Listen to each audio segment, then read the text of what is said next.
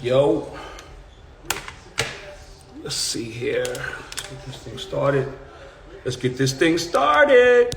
Wednesday night, y'all know what it is. It's the Boys Club. Rich Dallas, Sean Press. We ready to go. Wait for my man Sean to log in. I see Esby's already in the building, bright and early. So you know what we do. Wednesdays, 7:30 p.m. We go live. Please share the live. Tell a friend to tell a friend. Y'all know the conversations are amazing and we have a good time. So I'm bringing press. Tell your friends to tell a friends. Send the like out. Send the video out. Share the video with all your friends. Tell them to join. Anton, what up, man? And y'all know what it is. 7:30 p.m. Eastern Standard Time. We are the Boys Club. My guy Prez is in the room. What's up, Sean? Rich, what up, kid? How you?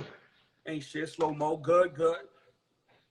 Good. I see you did the intro, so I won't even go down that road.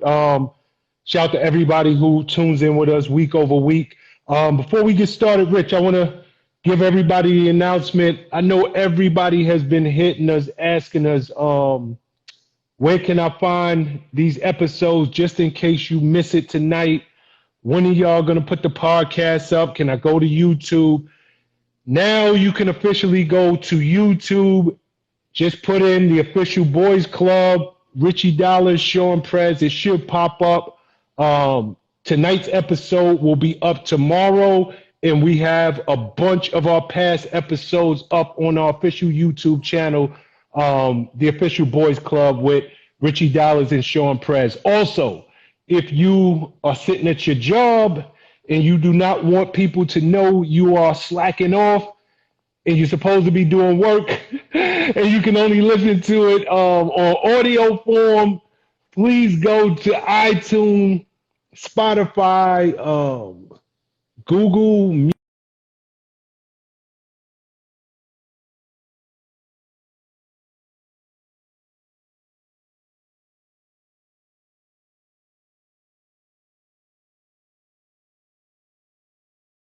It is. Oh man, I see people saying put the link in the bio. We'll do that next week. I'm not the most tech savvy, and neither is Rich, but we're trying. All right, Rich, we got a lot going on. Yeah, we like at all, right? So we got a lot going on. I want to get into some of the audience questions. We typically started off, with pop culture. There's a lot going on in pop culture, but let's reverse it this week because we're getting just such an influx of people who are asking us questions that I feel like we're not able to really tackle them week over week. All right. Okay. So, question, and again, guys, we will not say your name. We'll keep it anonymous unless you tell us different. Because we don't want you to have no repercussions. So anyway, Rich, I'm gonna read one young lady's question. Ready? It says, I went on a date recently, and my date saw me talking to you and Rich. So she was actually on the date last week listening to the Boys Club. Figure that out. Yes. So she said, he saw me listening to you and Rich. So he said to me, since I asked Rich, was he single? So she must have put in the comments, or maybe she came into the live. I don't know. But she asked you, were you single? He said to her once he saw that, you should be paying for this date. She said that he was the one that pushed for her to go out on a date. She didn't really want to go, but eventually she went. And when he saw that, he was like, yo, you should be paying for this date. She get pissed off and she walks out of her date. She's asking, was she wrong? She wants to know, was I wrong for leaving because I felt uncomfortable with what her date said to her? So because you are directly in the middle of this, I'm going to let you tackle that. First of all, the Boys Club is here to help salvage and better relationships. We're not here to cause drama within relationships. That's first and foremost. Secondly, the amount of disrespect, listen, we love the followers. We want y'all to listen. We want y'all to grasp and have a good time with us every Wednesday night. But you can't listen to the boys club while you on a date. That's disrespectful. That's disrespectful to that other man. Like this isn't the Creep Squad hour. This is like the boys club, and we trying to do the right thing. So for him to hear you or see you listening to us is disrespectful to him, love. It really is. And I don't know that I would have said you should pay for this date, but I definitely wouldn't have paid for said date. You can't do that. You can't be out with another man, listening to two other men, and asking niggas if they single, and literally being proactive in the live chat while you are literally on a date. Like, you can't do that. You can't do that. Like, we love it, and it's funny to us right now, but in real life, like, you can't do that. You can't do that. Yo, Rich, when I read this, I just bust out laughing, right? Because she literally, she was like, yo, I didn't even want to go on a date. He was the one pursuing me. So she thought that gave her a pass for getting out there and being disrespectful. So, with that being said, yo, here's the deal.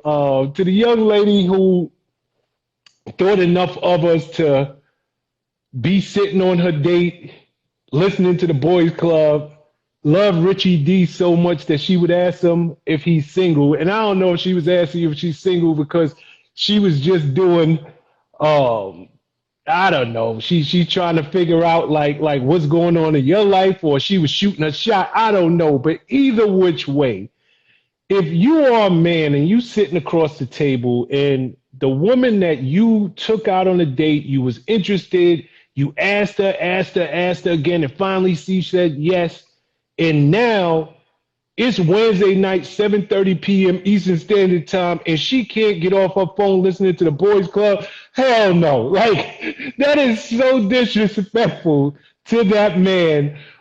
We love you for loving us, but all things considered, you walking out on that date, yeah, I think you violated that man. I think you owed him an apology. Or if you didn't owe him an apology, you should have given him an explanation like, yo, I really like this show. And they don't put it up on podcast form. I can't find it no way. So the only time I get to listen to it is now. And this is my guilty pleasure. Maybe y'all could have hooked up after the dinner or something. Who knows? But with that being said, Rich, I think you needed to pay for that check. Like I think homeboy took her out. Send us a comment and cash at me what that date cost, and then I got that since I was directly responsible for ruining your Wednesday night. That's real talk. Okay, let's move on. Okay, we got another question. This question came in a few weeks ago. I've been meaning to get to it. She says, why do men hold on to phone numbers in their cell phone of women they claim they want no dealings with?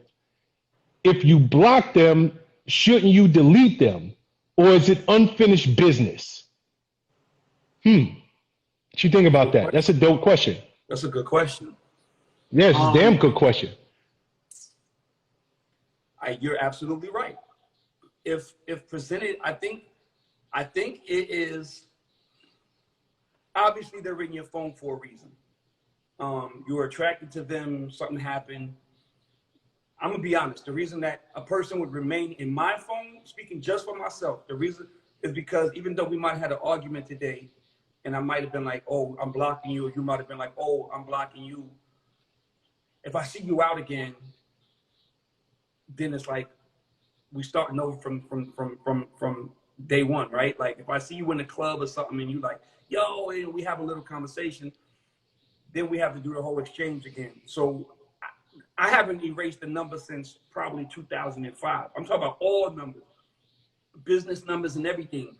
I think it has a lot to do with unfinished business, and it might have to do with just being lazy and not, because I do, it just being lazy. It could be that. It could be very well just, I just didn't erase it. I just blocked it and kept it moving. I didn't go through the whole process of deleting and all that kind of stuff. Or it could very well be unfinished business. You might look at her and be like, yo, if we hang out, if I see her again, you know, we might make amends and we can start over and try again. You know what I'm saying? So that's how I look at it. But that's a good question, and you're absolutely right. You should be able to, if you beefing with somebody or want to get rid of somebody to the point that you block them, you should be able to delete them as well. That's a good point.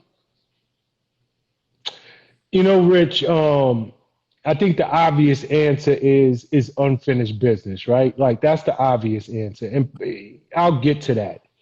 But when you really think about it, fam, you know, sometimes we all have numbers that we have carried over. And I should have asked her for more context, but it was she hit us through the official _ boys club handle. So we couldn't go really back and forth. But is this somebody that your man recently stopped dating? Is it somebody he was dealing with years ago? Is it somebody he was just smashing, you know, here and there? There's a lot of context missing in this question. So I'm gonna preface my answer by saying that. But with that being said, you know, we have smartphones. You know, your numbers, you get a new phone, you just port them numbers over. Them numbers come right with you. As soon as you log into Gmail, all your numbers come with you. A lot of times, those numbers is in there, and you forget that they even in there. Just like you forget a bunch of dudes you used to hang out with 5, 6, 10 years ago. It's just numbers in your phone. Now, it's one thing if your partner is, or whoever you're dealing with now, is shining the spotlight on that person and saying, yo, we have issues centered around this person. I don't want you talking to them. Would you block them and delete them? And then you make the decision not to do it from there. That's one thing. But if the numbers is just in your phone, I mean, most people don't delete exes. They don't delete contacts that they used to have years ago. It's just not a natural reaction unless you're asked to do it. I'm sure the women, when they get with a new dude, they don't instantly go through their phone and delete every dude that they used to talk to. They don't delete a dude who, you know, oh, I had a few month little affair with this dude. Like it wasn't really nothing. I don't even think about him like that. I don't think about him at all. But you don't remember to go and delete the dude. You just like, yo, I'm not even thinking about this man. He just happened to be in my phone. If he called me tomorrow, I would. If it's that big to you, if it's top of mind, and he called me tomorrow, I'd delete him. Right. So it ain't always a question of unfinished business. It's not. But here's the but. There are times, especially with men, the way niggas is, the way men minds work, you always think Halle Berry is gonna come walking around that corner, right? You always think that there's a chance. Even if you don't want Halle Berry, you think it's a chance she's gonna come around the corner and pick you. So with that being said, there is times dudes will keep these old numbers, even if it's not top of mind for them, and be on some like, yo, it might be some unfinished business. And I'm not actively thinking about that, but, you know, who knows, years from now, and that might not even be in the realm of possibility. You know, the other person might have moved on, you might have moved on. Mentally, physically, and every other way. But I think it's kind of human nature. I think it would be short-sighted of us to just be like, nah, you know, dudes or women don't keep numbers because somewhere there's the thought of unfinished business, even if in reality you have no intention whatsoever of ever speaking to this person in that way again? Everybody knows that you could very well pop up in the grocery store, go to church, go to a hookah bar, and the next day you get that, hey, big head, text message the next day. So be clear. That's part of this whole thing, is that there is some unfinished business. Like Sean said, there's some unfinished business, and the man's psyche is never to get rid of. It's like we hoarders as it pertains to phone numbers. Like there's no reason to have it. You just never got rid of it. So I mean, like I said, it is what it is. Plus, I'm always expecting that hate big head thing because I'm looking kind of good these days. You feel me?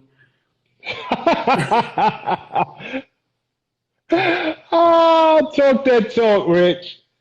All right, so we're gonna move on.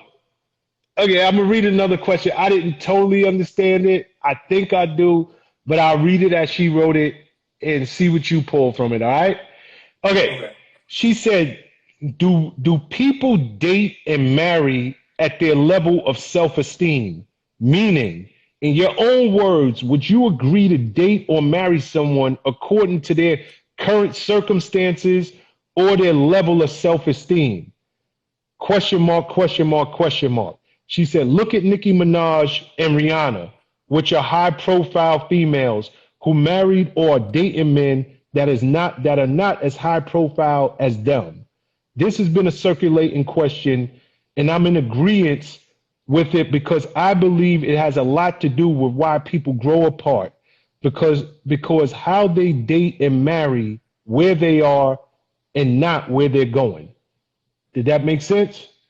Yeah. You know what Okay. made what? Okay, I don't know if it made sense to me, but I don't know if she saw the same post that I saw, but I recently saw a post that basically asked the same thing, that asked the same question: do people date based on where they are in their lives at that time, their self-esteem level at that time? So if you're on, like, I mean, it's like in the simple terminology, a dude goes out and he gets a haircut. He got a pocket full of money. He feeling like he on top of the world. His jewelry is dancing. Everything is looking good. You're gonna go and you're gonna feel better about yourself. That's your self-esteem is on fleek. Like you feeling great about yourself right now. You feel like you can walk in the club and get anybody. But then there's those days where you be like, yo, I ain't got no haircut. The barber was busy. I ain't get a chance to do what I had to do. I'm broke. I'm coming in, have a couple cup drinks and keep it moving, and I ain't really moving like that. Then you just like you lower your standards. And this is just from day to day. This is literally from day to day. One day you're on top of the world, 3 days later your fade growing out and you're not on top of the world. I imagine women feel the same way, just on a deeper level. Like if you feeling good, if you feeling like you just if you out of a relationship and you've done what you needed to do to rebuild yourself, then you obviously feel much better about yourself and who you're going to enter into another situation with, as opposed to if you're feeling like the last dude dumped you, you're out here in the club, your girls talk to you when they're coming out, they talk to you when they're getting out the house, and dude's trying to holler at you, you might give dude a shot just because. You know what I'm saying? Just because. And I imagine that's on a higher level and on a macro and on a micro level, those things happen. So people definitely move based on how they feel. That's why it's super important for you, before you enter into the world of dating or you start going out, make sure that you are in a good space mentally. Because if you're not in a good space mentally, it's going to show. It's going to show by the decisions you make, the things you do, the people that you mess with that you probably wouldn't even mess with if you were in a different mind space. That's why when me and Sean always say, yo, you gotta heal yourself before you can go out into this world and you start dating and messing around with people, because this dude's seeing you and he thinking he's shooting his shot and he don't know that he a rebound, or you just looking to your self-esteem is low, so you just looking to meet anybody. That's not that man's fault. That man do not know what's going on in your psychological at that moment.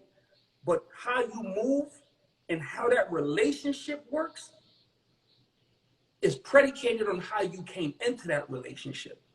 So if you're in a fucked up place mentally, stay home. Get right. Get yourself right. If you just came out of a relationship and you hurt and your feelings is hurt, don't go out into the streets, because that's how you make ill decisions. You make ill-voided decisions, and where you're trying to do something that you probably are not in a position to do at that time because you're not right. You know what I'm saying? Like, you got to do what you got to do for yourself. That goes for men and women. Like, your mental health is the most important thing. Enter into these relationships with a good framework, a good mind, and then you'll be better off. That's how I feel. Okay. Great answer. It's a great answer, and I still don't really understand her question. I don't understand it because real talk. So I'm gonna interpret it the way I'm gonna interpret it, right? You know, she said, dude, I think the whole self-esteem part threw me off. So I'll try to tackle it as best as I can. But it's something you and I have spoke about. We don't speak about it often, but we've spoken about it in the past. And I stand by it. I love women. God knows, you women are the best that God ever created. You are. And y'all are so dope because you will look at a man, and for whatever reason, whatever that man conveys to you, whatever his conversation is, whatever the energy you feel, a nigga could be messed up, like really effed up in the game, like no money in his pocket. You go to his crib, he ain't got, he don't have his bed on the frame. He got a mattress on the floor. This dude could be twisted, and y'all will not only get a man the box, but you will be loyal and you will be faithful, and you will really go hard for this man based on what you see in him, the potential that you see this man achieving. You will believe in a dude from the starting gate. But men, on the other hand, matter of fact, I'm gonna go backwards. So when you bring up a person like Nicki Minaj, and she brought up the Nicki Minaj situation. I don't know what Nicki sees in her husband. I know she knew him before she blew up. She knows him from Queens, but he don't have to be on her level. But whatever he talking for her, she don't see this dude. She see this dude for what he could be, not for what he is today. Not for what like I'm worth 30 million and you worth 30,000. But I know you have 30 million in you. So let me upgrade you. Let me help put you in position so that you can live out your potential. That's what women do, and a lot of times it backfires on them because they believe in a dude that don't have his stuff together. They date for potential, and that dude really don't have potential, but they see it in him. Nigga be walking around 275 pounds, 325 pounds, 2, 3, 4 teeth in his mouth. Nigga wearing clothes that look like they came straight from 96. But in a woman's eye, she sees potential in him. But unlike a woman, a man dates you for where you are today. It's very few men. And I would love to hear your thoughts on this, Rich. Men don't date you. A man ain't wiping a chick up because you got potential to be a boss chick. Niggas don't go into it like that. A dude is not grabbing you out the crowd and saying, oh, she got her master's, or she in the company and she's a rising star, or she's a go-getter. And I know she gonna get that bag. So I'm gonna jump on this train early. Now there's exceptions to every rule. Me and Rich both come from the music industry, and I can't tell you how many leech dudes done dated. I mean, it's no disrespect to the man, but you can look at Wendy Williams' husband. That was him from the gate. Um, it's a lot of women out there, and I won't even diss them because their ex-husbands was it was garbage, and they just latched on to those women because those women had low self-esteem, and they saw a come up. But putting them dudes aside, most men, do you look good now? Are you paid now?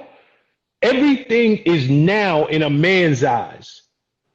A man ain't dating you for self-esteem. He ain't dating you for your potential. He ain't dating you because you 100 pounds overweight today, but if you just thicken up a little bit by next year, your body gonna be banging. It's like, is your body banging today?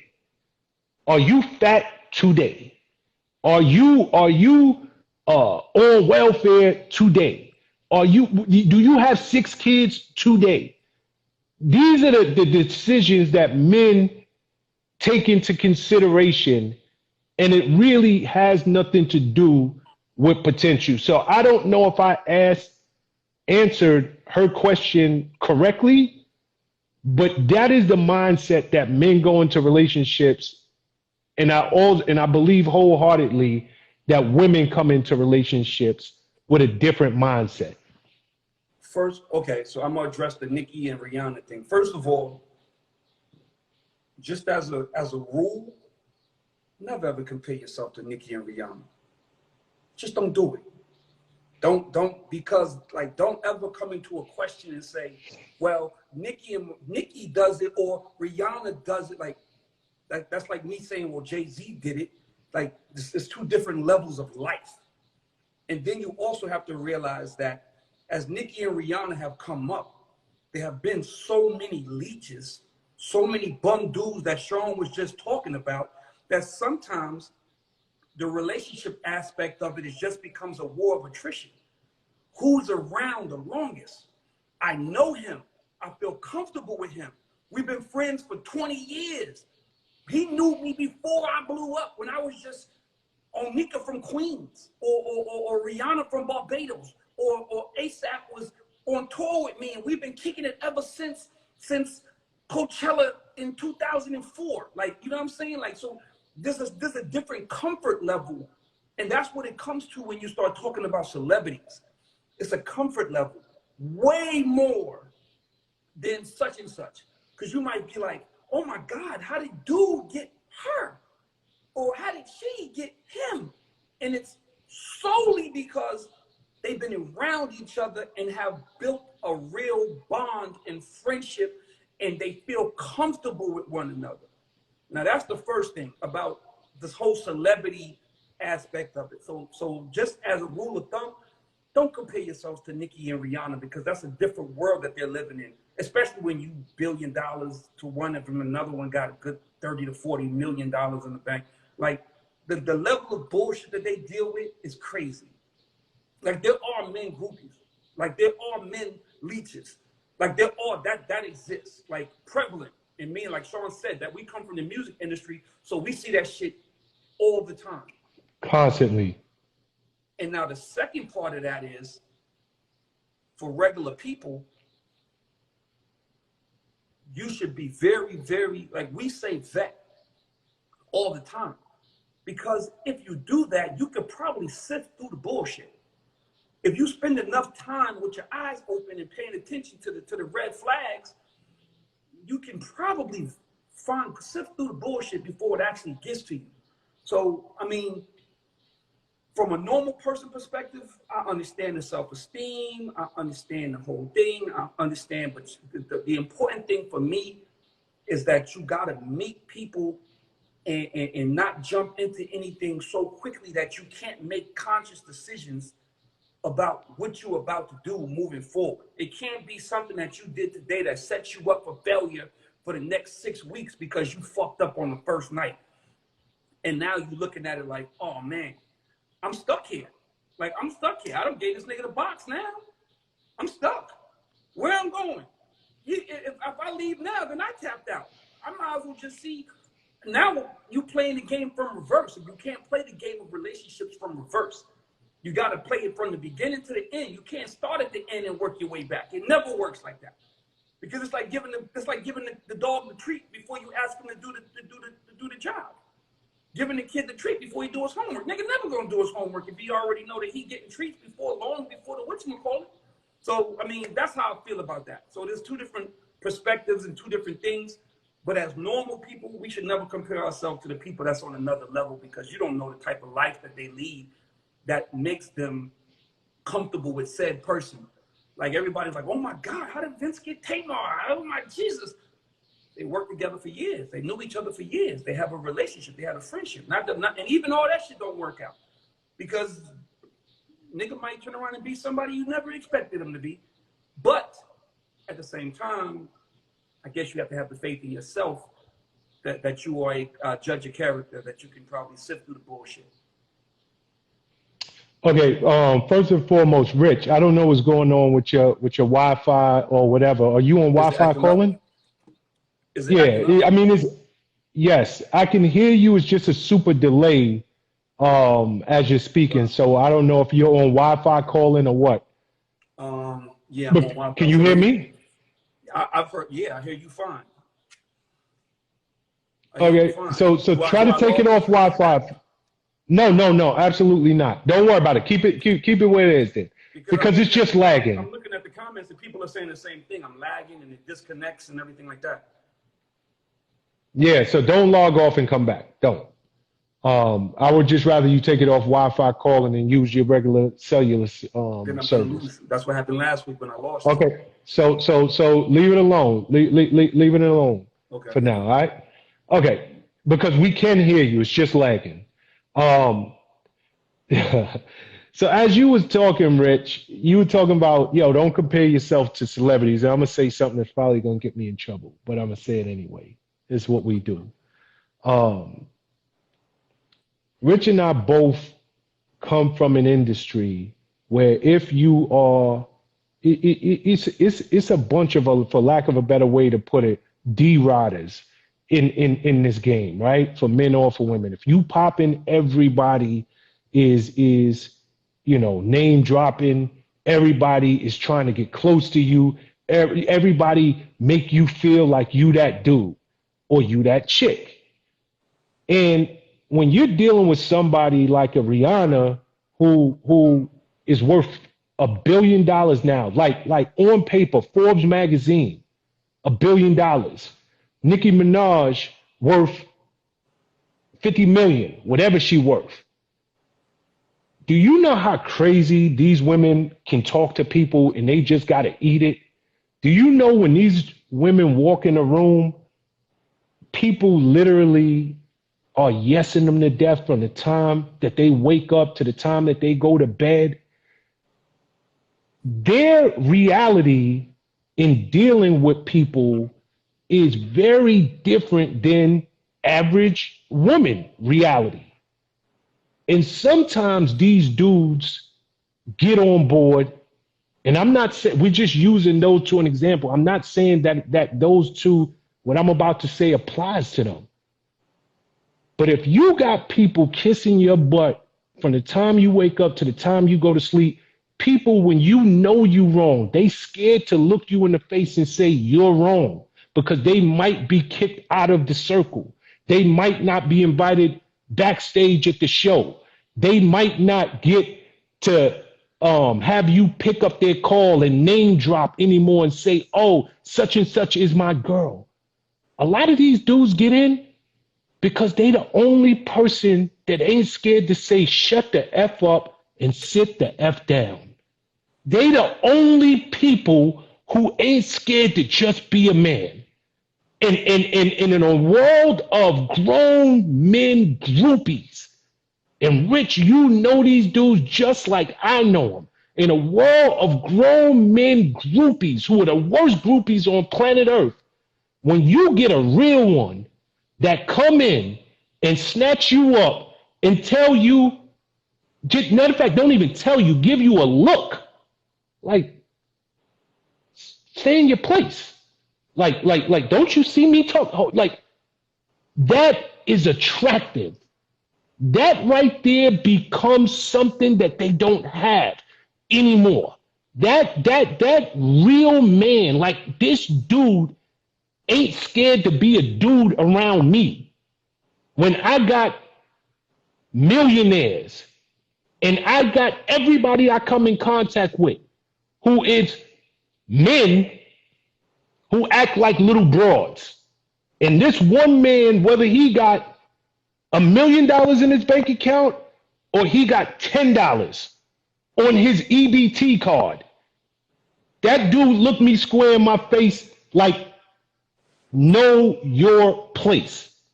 And that is what is attractive to a lot of women in those high power positions. And that's just as real as I could put it. No, I said that to dudes. I said that to dudes all the time. You go how you come, my dude. That woman will never respect you if you enter into this relationship as a yes man. You will be subjected to being a yes man for the rest of your life. It's better to come into this relationship and be real. And if they accept you, then they accept you. If they don't, then they don't. But come in and be real, and it will allow you to be yourself forever. Forever. Because Rich, once you was a yes beyond man, just being real. go ahead. Go ahead. I'm sorry. Once you come in as a yes man, they'll never respect you as anything else. You become the doja. Then from the yes man, it becomes to go downstairs and get that Chinese food for me. Or could you go across the street and get that bottle? Get that liquor out the car. Hurry up, go downstairs. Like, yo, like you want to be respected for who you are. You want to be respected as a man. And if you don't come into these relationships as a man, you won't be respected as a man. You'll be respected as a fucking what's it called? Groupie or a fucking what's the niggas that just go pick up the shit, the entourage or shit like that. You'll be respected as Go for dudes. Huh? The gopher dudes. I mean, the bottom line is, yeah. I don't know. Just call him a gopher, but the bottom line is, you absolutely right, right? It's like I always, or no, it's not we talk about on this show week over week. We talk about women who are loud and in your face, and it's like, yo, if I want to be with a man, I'll be with a damn man. Like I want to be with a woman. Like calm down. All this extra aggression and basing up, get out of here with that. That is a turnoff. But it goes in the opposite direction. I truly believe a woman wants to be with a man and not just a dude who has an extension in front of him and pulls it out and pees standing up. She wants to be with a dude who is a man, like a real man. Now, just because you are a real man, that don't mean you got to raise your hands and raise your voice. You can carry yourself across the board. I keep my word. I do for my family, but I am a stern, no-nonsense man. And I think that is what women want. That's attractive. Just like for us. If it's the other way around, go sit at the head of the table when you out there and you in the workforce. Go out there and make millions. Do whatever you do. But when you come in this house, I want a woman. I don't need all that extra stuff. Bring all that other stuff, leave at the door.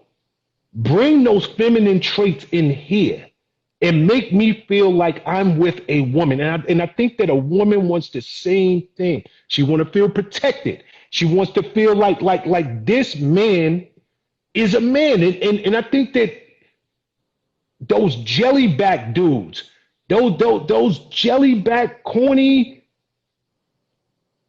I don't even know what to call them. They're the ones who get disrespected and violated by these women all day, every day. So it just is what it is. But that's my thoughts. You ready to move on, or you got more? No. Go ahead. Let's move on. Okay. You sent me something the other week. We didn't get a chance to get to it because we got deep in that. I think it was the Cam Newton conversation, but I wanted to double back to it. It was a woman on Instagram, and she put up a quote, and I'm paraphrasing. Basically, she said, if a woman makes her own money, she was basically saying, and I hope you remember this.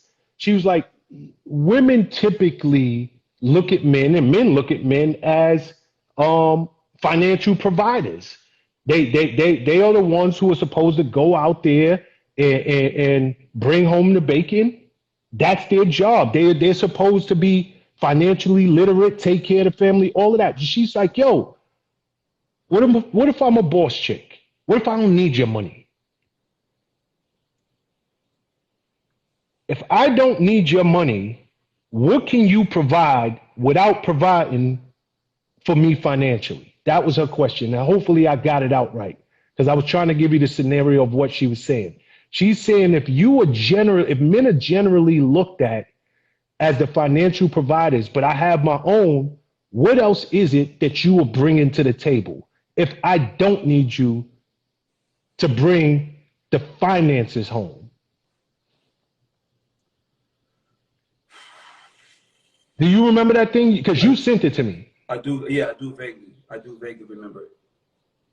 Go ahead. You tackle it first. I think that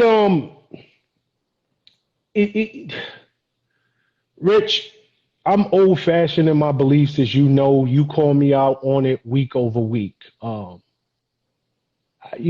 believe in traditional roles. I look at myself as the person who should be out there providing for my family. I look at myself as the person who I should have my act together because at the end of the day, I'm leading my family. That is my job as a man, right? But when it comes to women, I always say this, like you can be banging, you can have the biggest butt, you can have the prettiest face, but all of that in time, I mean, I appreciate it. I like looking at you, but I need to know what else are you bringing to the table. It's as simple as that. I believe that the relationships that stay together, not that you can get a man, because we see all of these influencers and social media models and all of these girls that other girls think are goals. They get the man, they just can't keep them. They get the man, they just can't get wifed up. They get the man, but that man won't stop cheating.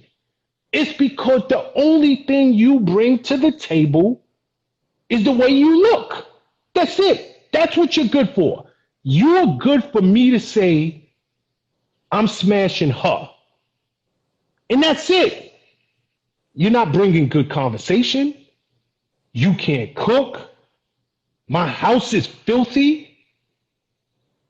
But beyond us being in the bed, what do we even talk about? Like intellectually, I can't even have real discussion because you worried about what's in the mirror. So I would think it is the reverse. If a woman is making her own money and a man only see himself as a provider and he brings nothing else to the table, he's a dud. And that's real. Like money, yes, it accounts for a lot. It does. But I believe that what makes these marriages and relationships stay solid, weather the storm, be able to make me not look outside of this for something more. I got to bring more to the table. So even with me, I walk around with confidence on 1,000. And I know my girl is listening, so she just got to eat it, but she knows Sean. But you not finding another Sean. End of story. Am I the best man out there? Probably not. But I believe it. I'm the best man for you because there is I'm multi-layered, just like she's multi-layered. It is conversation. It is the way a nigga carry himself. It is bringing more to the table than just one thing. And I truly believe that if all you bring to the table is one thing, whatever that one thing is, if it's a woman, all you bring it to the table is your looks. If it's a man, all you bring it to the table is your bank account, you will lose. You will lose. It will be another man out there who don't have 1/10 of the money you have in the bank smashing your chick. And you will be scratching your head because you're like, I got all this money, but this dude who's this bum, she went for this dude. Why? So I think you got to bring more to the table than just money. Well, first of all, If you're a man, let's go men and women. I'm gonna go into this question and make it a unisex question. First of all, relationships have to stop being competitive. One, they have to stop being transactional. Two, if you get rid of those two things, these questions don't exist. Because now you get into the layers of what a relationship really is. A competitive relationship is a woman who's coming in and she's judging that man because he doesn't have what she has. And she's looking at it and she's saying, well, what can he give me if in fact he doesn't have this? If I got more money than him, then what can he give me? When, sweetheart, at the end of the day, if that's the only thing that you're basing this relationship on, then you're going to never have good relationships because you're going to lose out on good people based on your competitive nature or the fact that you're judging this man because he has less than what you have. Everything you just said is 100% right. Gotta have some swag. Gotta like being around this dude. Gotta have some conversation. Gotta be worldly. Gotta be cultured. Gotta be educated. Like, what happened to the time when those things were the most important things in a relationship? With all the other things, we'll worry about the money later. If in fact I love you and you love me and we're good for each other, we're going to worry about the finances later. We're gonna get that. Because I know that you're a dude who is worth it. And when I say worth it, means that you're gonna get off your fucking ass and go to work and you're gonna get it. You're gonna figure it out. I know you good enough and have enough confidence in you to know that you're going to figure it out. I can't come into a relationship looking at a woman because it's exactly what you said. How many times am I going to smash the model from fucking booty.com before I'm done? And I say I smashed it. Conquest, mission accomplished. Conquest is over. I smashed. Because she's not perfect. And if you go into a relationship thinking that shorty's perfect and you want to smash because she looks so good, and the next thing you know, she got a stench a couple of sessions later, or her breath stink when she's laying down next to you, you're walking away from that. Because there's nothing of substance. If you don't have nothing of substance, it could be the littlest thing that make you be like, yo, I'm good here. I'm done here. As fine as she is, I'm good. Because you looking at it from a perspective of looks, or she looking at it from a perspective of money. So now what if you it's just so much more to relationships, man. And if nobody understands that, then there's gonna be a bunch of failed relationships out there, or it'll be a bunch of unhappy people that are staying in relationships for the wrong reasons. And that's important because that's a miserable fucking life. That's a miserable existence to be somewhere where you know you don't really want to be. That's how niggas get cheated on. That's how all women get cheated on. Or niggas is got sneaky links, or they taking trips, or they dipping off, or spending their money with the next person and not you, or they doing different things because you not who they really want to be with. For whatever reasons. So unless you go into relationships and put this transactional shit aside, it ain't about finances. Because at the end of the day, it's mine and not yours any fucking way. And two, stop being competitive. Like, look at shit for what it is. Find somebody with some substance that makes you happy. That's what this shit is all about. That's what this shit is all about. Happiness. It's not about watches and cars and bottles in the club and shit. It's about fucking happiness. Find you somebody that make you happy. That nigga make $40,000 a year or $400,000. If he make you happy, then you're in the right place. You're in the right place. Okay. Well said, Rich. Well said. I'm gonna. You took the next question straight from me, and I'm gonna ask it anyway. But before I do, this is gonna be our last question. Before we go to our callers. So before we go to our callers, y'all know the rules. Very, very basic. Number one, you must be in a place with really good lighting. You must talk into your camera. We do not talk to empty screens under no circumstances. You must have either great Wi-Fi or great cellular signal. And lastly, you must have a question. It's as simple as that. If you do not have a question, we will X you out of the conversation because there are people who have questions and they've been waiting weeks to get in this conversation. So those are the 4 basic rules. Start to hit that plus button below and let us know if you're trying to get that. That will alert us that you want to come into the conversation.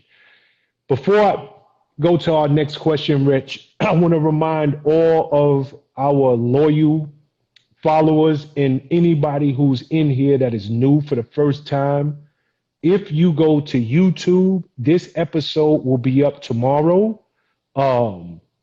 Just type in the official boys club, put Richie Dollars, Sean Prez, our YouTube channel will pop up. If you are at work and you cannot watch this episode, it is available on all podcasts.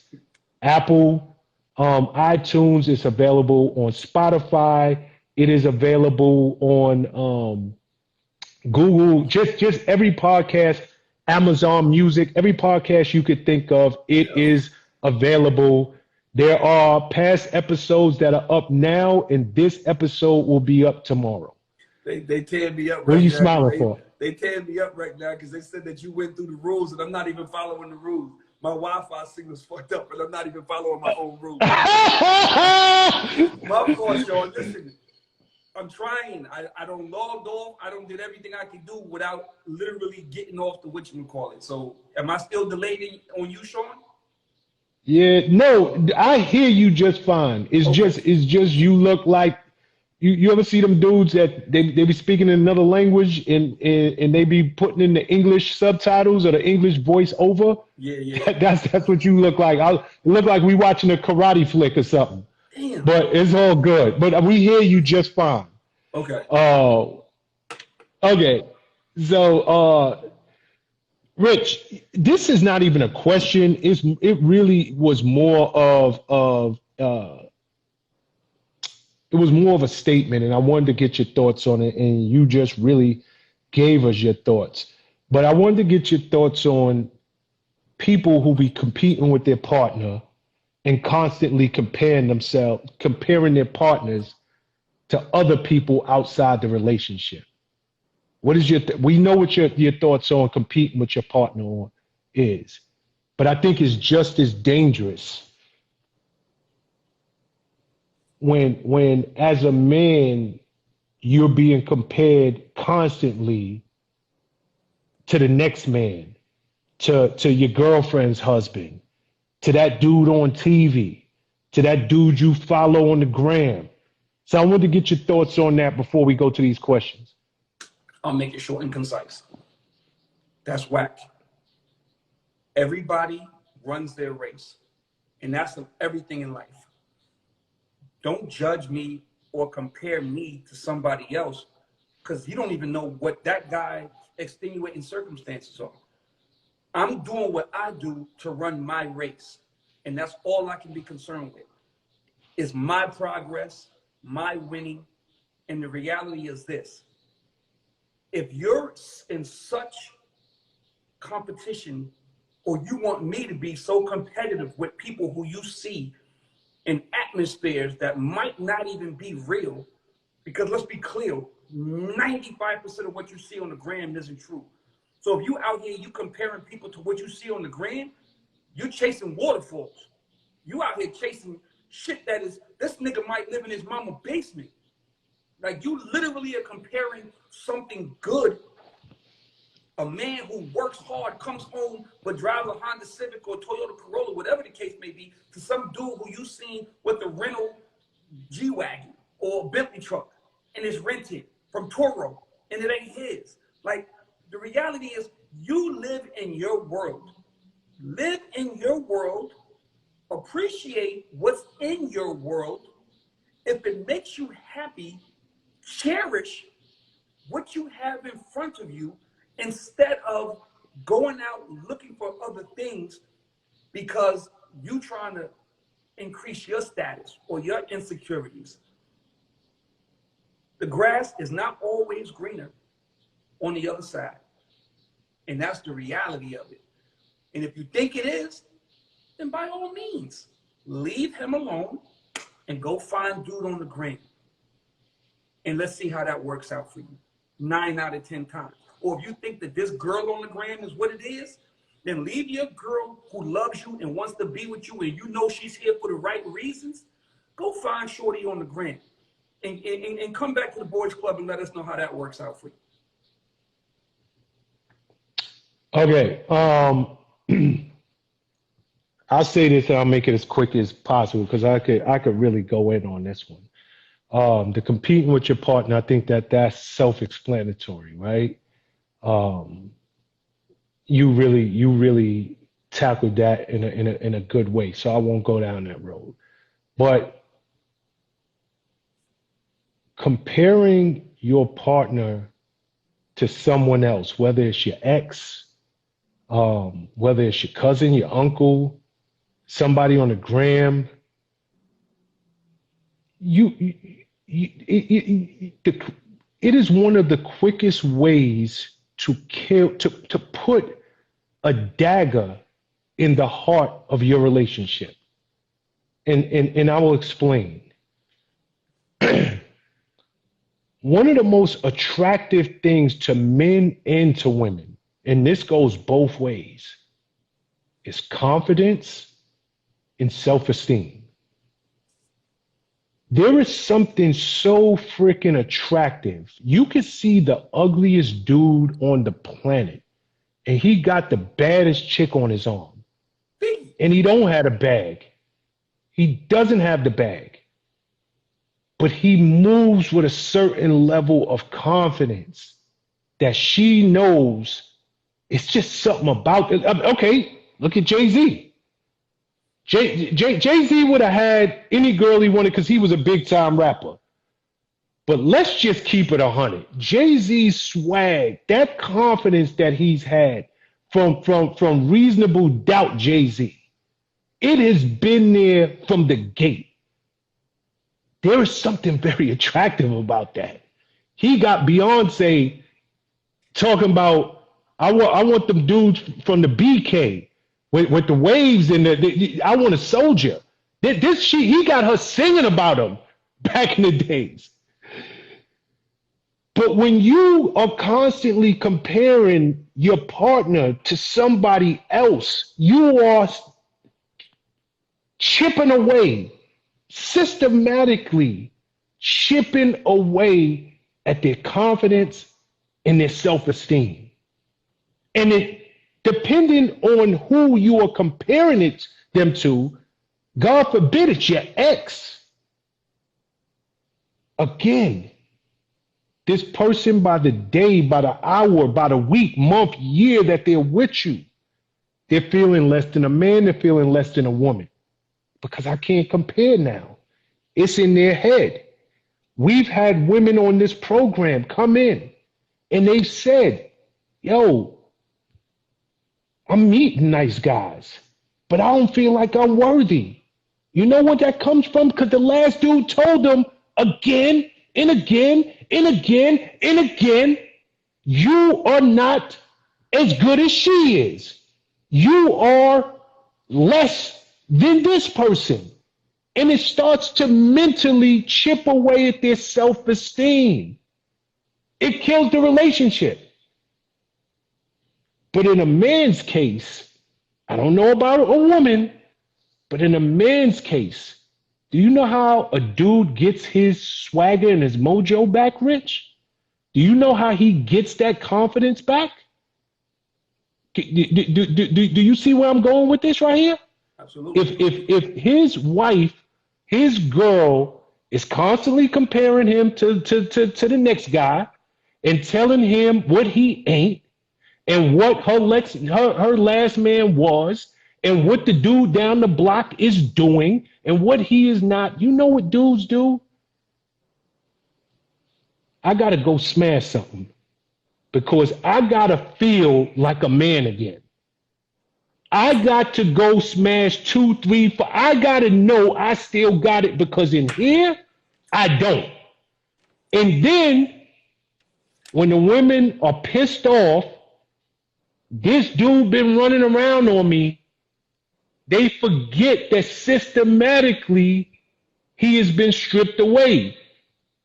And maybe he's not mature enough to have this conversation. So instead, he does what his primal instinct tells him he needs to do to get his confidence back. And he makes a mistake.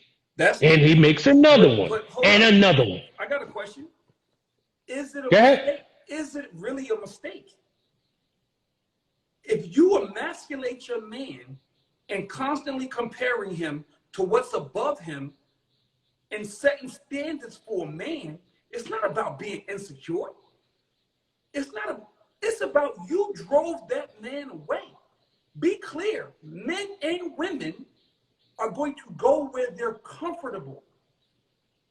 And if you make your man uncomfortable or you make your woman uncomfortable in the home where it's supposed to be the legion of comfort, don't get mad when they step outside. That's rule number one, is that what you don't value in your house, the next dude is going to value. If you don't value what's in your house with your man, the man who worked hard for you, the man who do all these things and come home, and it might not be 6 figures. It might be whatever he make. But you know it's yours. And you don't value that, don't get mad. Don't get mad when he step outside. It's not his fault. It's not his fault. If you drive your man away, now cheating is wrong. But if I consistently come home and I'm trying to do the right thing by you and you don't allow me to do the right thing by you, I'm going to do the right thing by somebody. Somebody's going to value me. Somebody's going to value me. Men and women both. So I 100% agree with you. I just don't think that if you run your man off, you can be mad that your man got ran off. You are in control of how you treat somebody. And if you treat somebody less than, then that's 100% on you. Because you made a conscious decision to drive that man off. For whatever reasons. He ain't have enough money. Why you ain't with that last nigga then? If he's so great that you want to compare me to him, why are you not with him? Because maybe you wasn't good enough for him. Maybe he dipped off on you. And you are now showering me with your insecurities. Because you're trying to figure out why I'm not as good as he is, when maybe you wasn't good enough for him.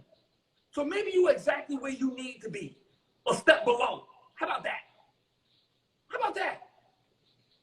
Maybe you're not with him for a reason. Maybe he ain't want your ass.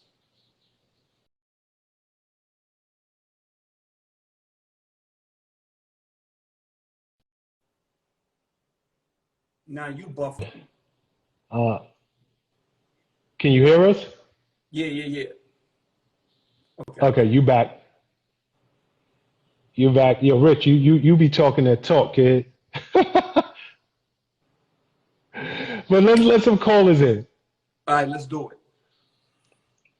All right, let's see who we got here today. SB hasn't been around in a while. You want to let SB in first? Absolutely. And shout to Emma. Where my girl from Melbourne? Where my girl from Melbourne? Emma, where you at? Shout to my girl Emma. Shout out to Emma. Shout out to Emma. Emma. How y'all doing? Hi. Yo, Esby, hold on. Yo, Esby, before you even get into your question, just know your brother was holding you down last week. Just know that. That's what I was about to get into. So Rich was trying to get a new member, trying to replace the kid. You know the troops was going to hit me up in the DMs and say, yo, Rich was trying to play you, but Prez held it down. I said, thank you, Prez, for holding it down for the kid. You know how we do. It's Team SB over here. But we inducting Emma into the crew though. We inducted my girl Emma. She coming into the crew. Emma could come into the crew, but I am the official third member of Yes, Boys you are. Club. Don't get it twisted. Indeed. So, getting into the question, my question is, when guy and girl are together 10 plus years, they have kids together. After the second kid, she gets tired of waiting and she go ahead and she proposes to him. He accepts only for the following year to disappear and then end up married to someone else. How does this happen? Why would he accept the ring if that's not where he was at? Why hold up her life, the kids and the whole nine, and you know that that's not where you at? Because a year later he was in a whole new situation and actually married that girl. So all the years that my friend waited for her ring and being a stand-up woman to this man and having children for him to turn around, accept her ring, and then do the opposite. How does this happen? And did she do herself a disservice by proposing to him after all of those years? Let me ask a couple of questions before we get into that. Okay. You said her and her man been down for 10 years, 2 kids, right? Plus, yep. 10 plus years? Mm-hmm. Okay. After the second kid, she proposes to this man, but now they're in double-digit years together. Mm-hmm. A year later, after she proposes, he breaks up with her and then goes into a new situation? Yep. Yes, that's exactly what happened. And now he's married. To someone else. How long has he been married? So at this point, about 4 years. He's been married to the new woman for 4 years. Mm-hmm. Any new kids? No. Okay. Rich, you want to attack it or you want me? Now, go ahead. You can start.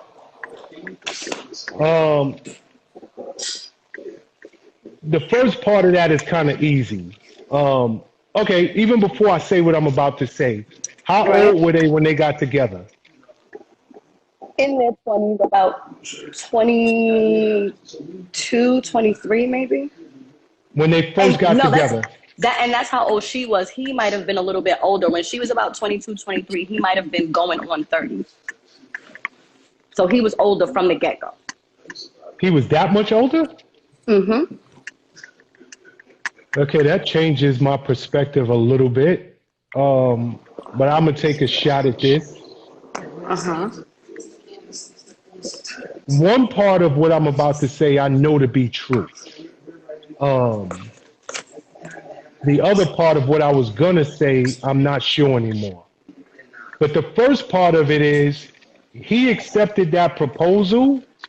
Yes.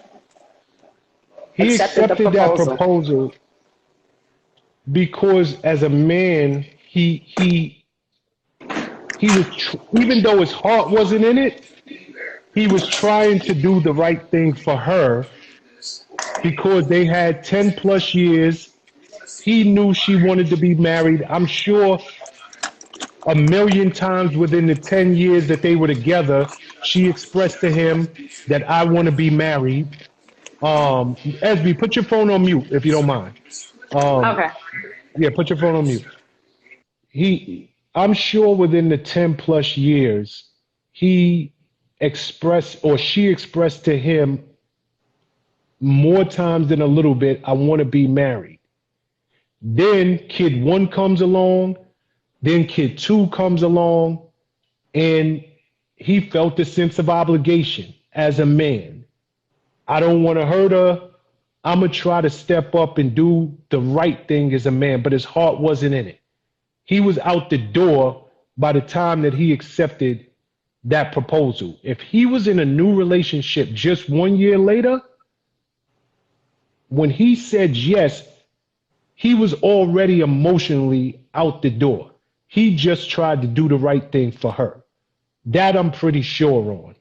And then the reality hit him, and he was just like, I can't go through with this. I don't know if this other woman was ever waiting in the wings or not. Maybe she was, maybe she wasn't. But I'm only answering the part of why did he say yes in the first place. So that's number one. Number two, Esby, what are you doing? and I don't. She got us on mute, and it's better that she does, Rich, Okay. because it's super noisy where she's at. But I'll stick with that. I believe, and then you can take it from there, Rich. But I think he did it out of obligation. I think he did it out of the fact that he knew um, his family, her friends, his friends knew them to be a couple. He's the father to their two kids. We have so much history together. How could I not? But his heart was already out the door, and when it got real, he was like, nah, like I just can't go through with this. It's as simple as that. But what's your thoughts on it? I'm in agreement with you. I think that the time and the loyalty to her made him accept a marriage proposal that he probably, in his heart of hearts, knew that he was hoping never ever came to that. During the duration of their relationship, I'm sure at some point she started putting pressure on him. So he understood that he was dead wrong and he was leading this woman on. So he made a decision and he did something as to not be confrontational, especially if you know he was wrong. He's like, damn, I've been leading this woman on. We have this much history. We have this much going on. I need to go ahead and do this the right way. Maybe he hoped, maybe he wished, maybe he was just hoping that he could. Maybe he was like, I'm going to accept this and I'm going to do it and I'm going to make it happen and I'm going to do it the right way. But then as time went on, he just was like, my heart's not in it. My heart's not in it. I can't do it. And I can't do it for the simple loyalty of it. I have to do it for the love of it.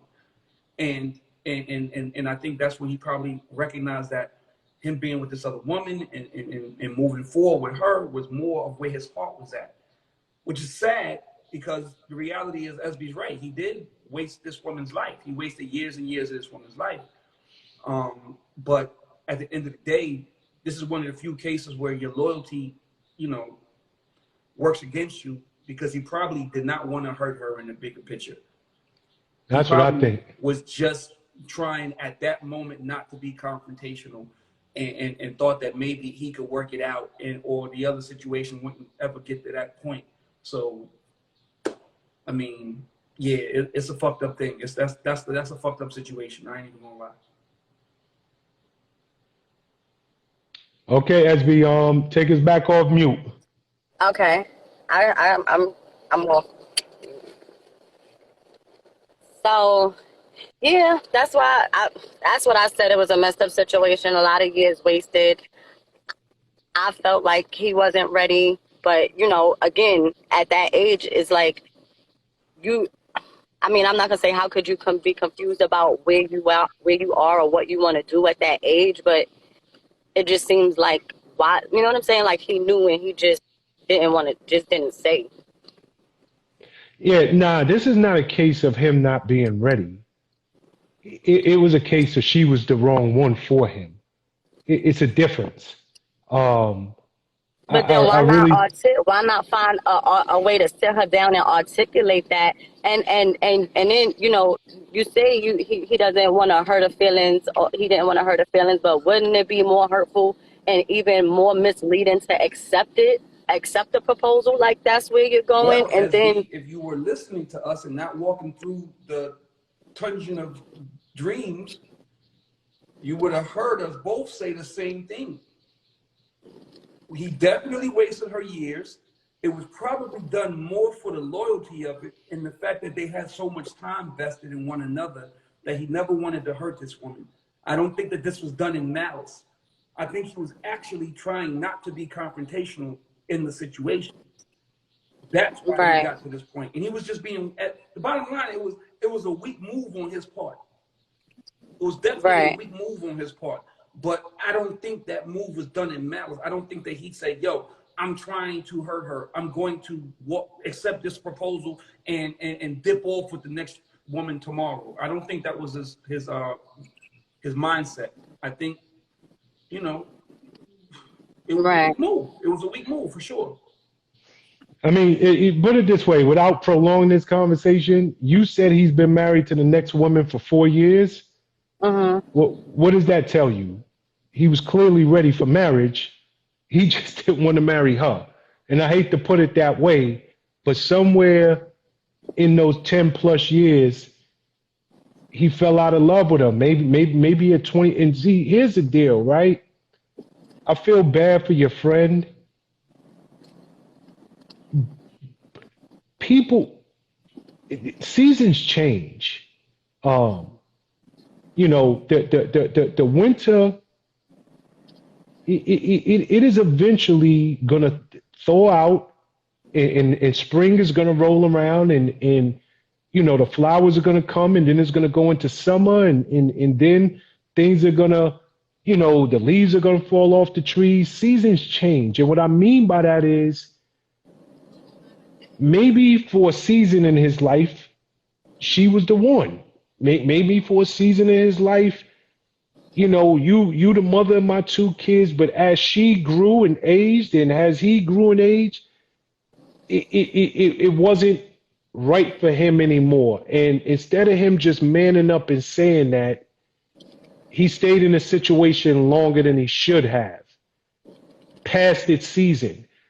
But the good thing for her, and I don't know where she landed, I don't know if she dating, if she married or whatever, but even though it's hurtful, he probably opened the door so she could find somebody who's going to love her and gonna want to marry her.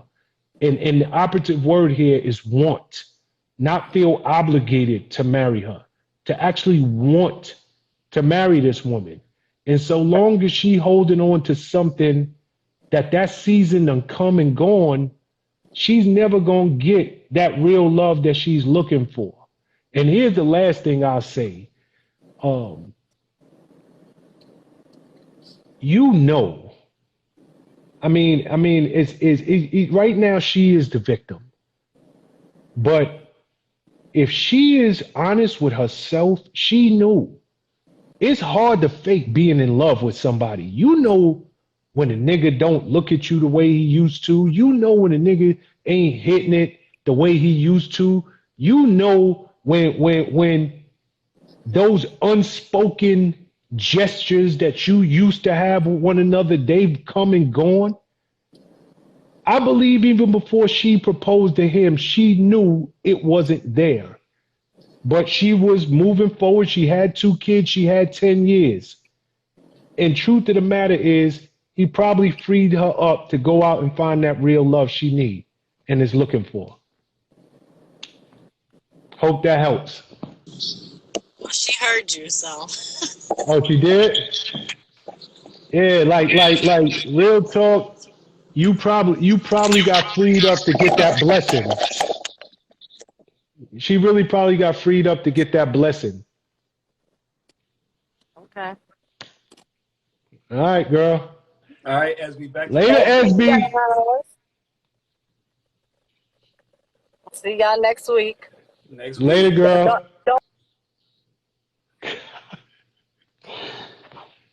Yo, Rich, you better stop playing with my girl SB. I know. SBB on one. Princess. Oh God. That's Emma's in the building. We're gonna go to Lois. Let's go to Lois Lane first, and then we can do our follow-up checkup on Emma. Emma, what up? Lois Lane, are you in the building, Lois Lane?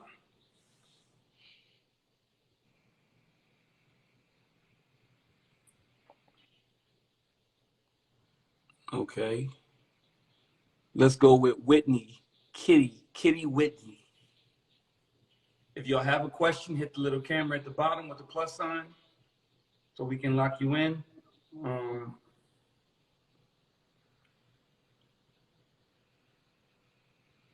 lot of dudes today. Don't do it. Yeah, Dudes are the worst. We can't. I mean, we have never had a good experience, man. Now we Dudes have be. Sharonda Monroe.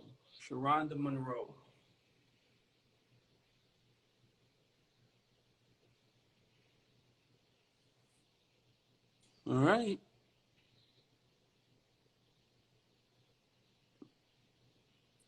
Teresita Mendoza. I wonder if it's my phone acting up, is why these people can't come in. You think? Oh. Let's try this again. Teresita Mendoza. If you have a question, please hit the button. And nope.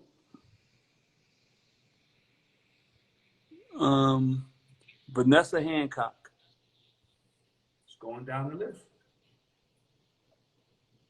Vanessa Hancock. That might be your phone. Oh, here we go. Is she coming in? Okay. Hi. How are you? Good. How are you? I have a question. Shoot. Sean, I just want to clear it up that I was the one that answered the question. But my question was, me and the dude did go on a date, but I wasn't live in the room at all.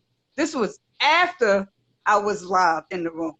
And so I guess he got intimidated or jealous because I asked Rich, was he single? Now, was I wrong for leaving the date because he made me uncomfortable? Hold on. You got to rewind.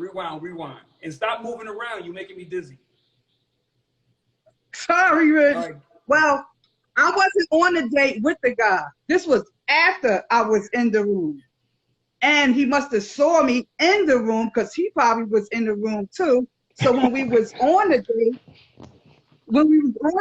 and the bill came, he was like, you gonna pay for this because you like to ask ballers if they single or not.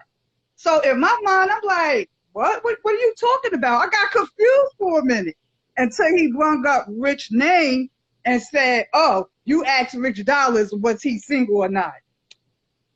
So was I wrong for leaving the date? Sean. Okay, who paid for the meal? Even before did you leave before the check came out? I saw the check. I saw how much it was.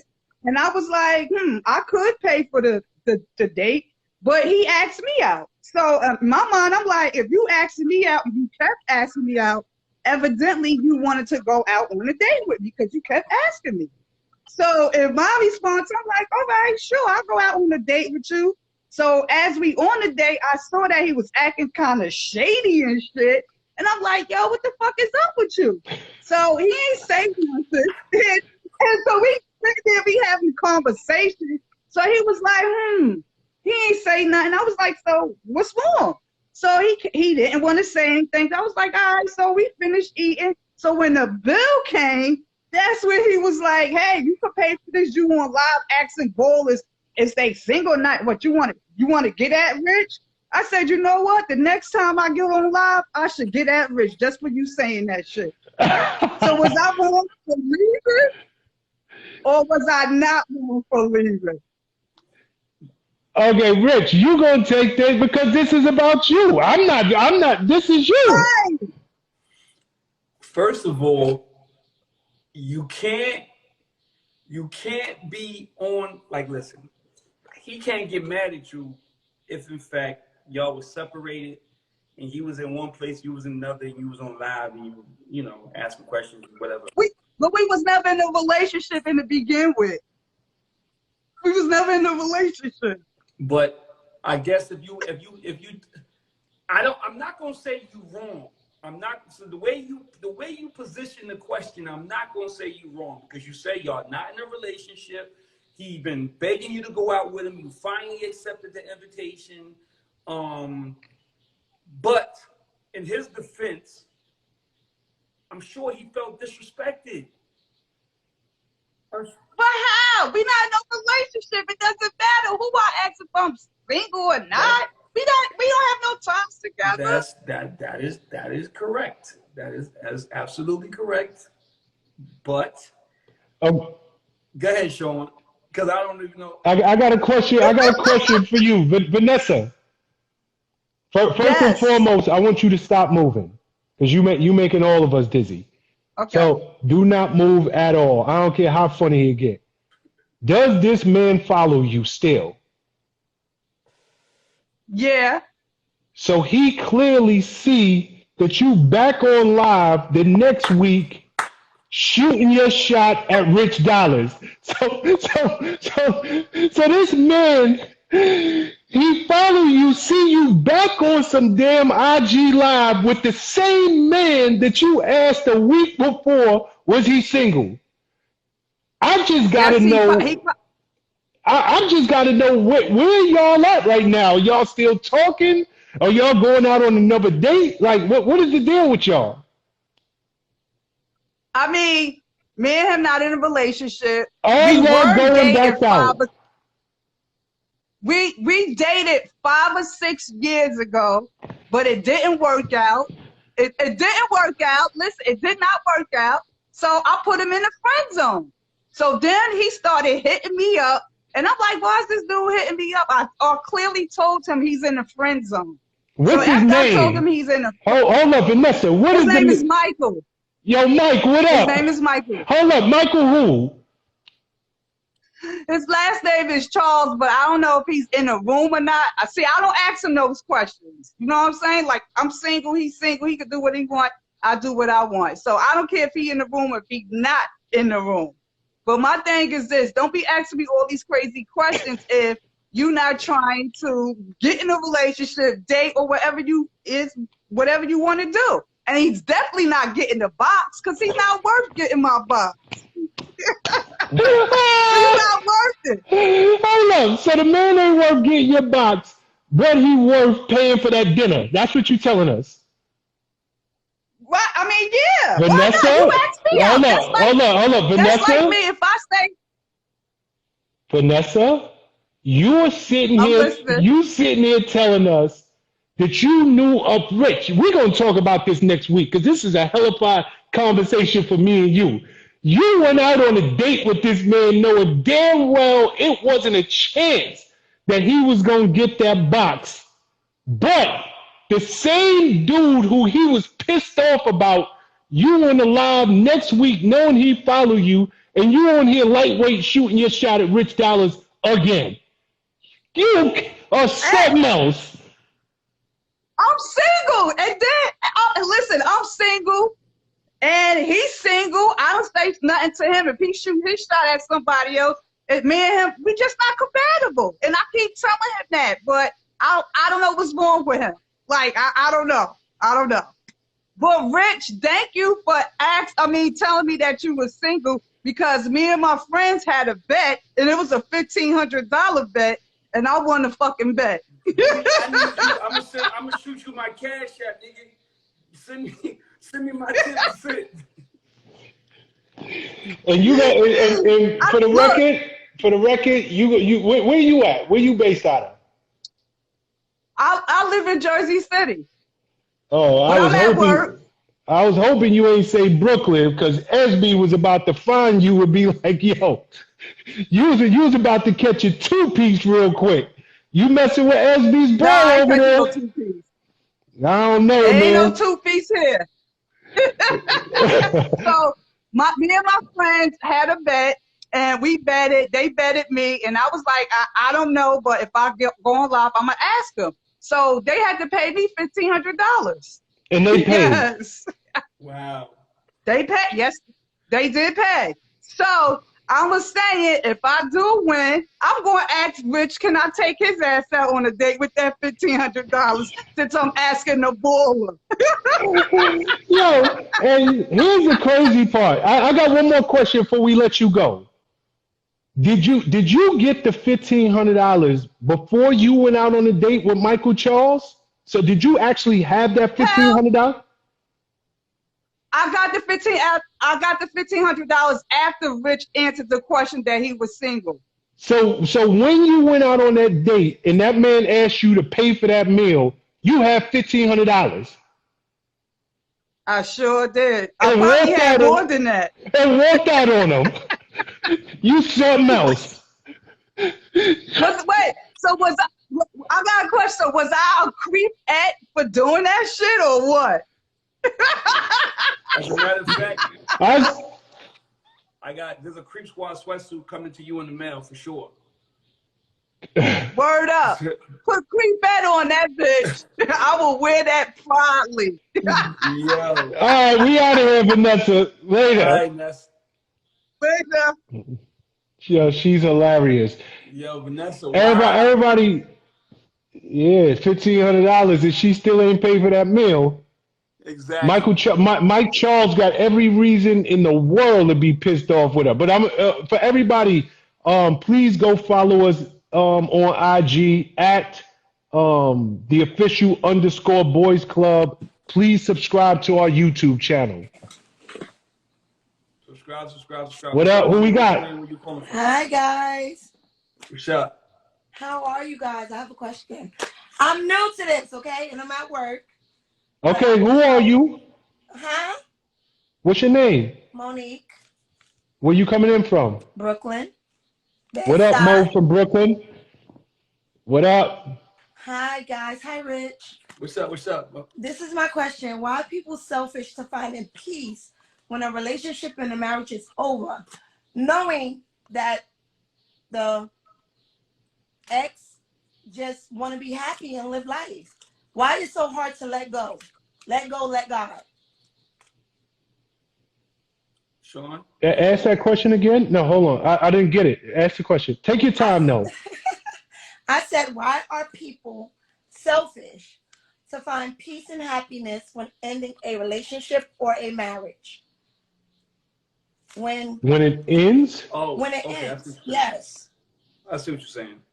So you're saying why is the person who leaves considered selfish when they leave the relationship and they find peace and happiness with someone else? No, basically, I'm saying if you're in a relationship with someone, marriage or companion-wise, and it's not going good, why is one person determined to hold on knowing that the relationship is not peaceful anymore? Oh. Is this before it comes to an end or after? Before and after. Okay. It could be for several reasons. Sometimes I mean, the obvious answer is people. If you okay, are we talking? You're talking vague. So let's be specific. Are you asking why are men selfish?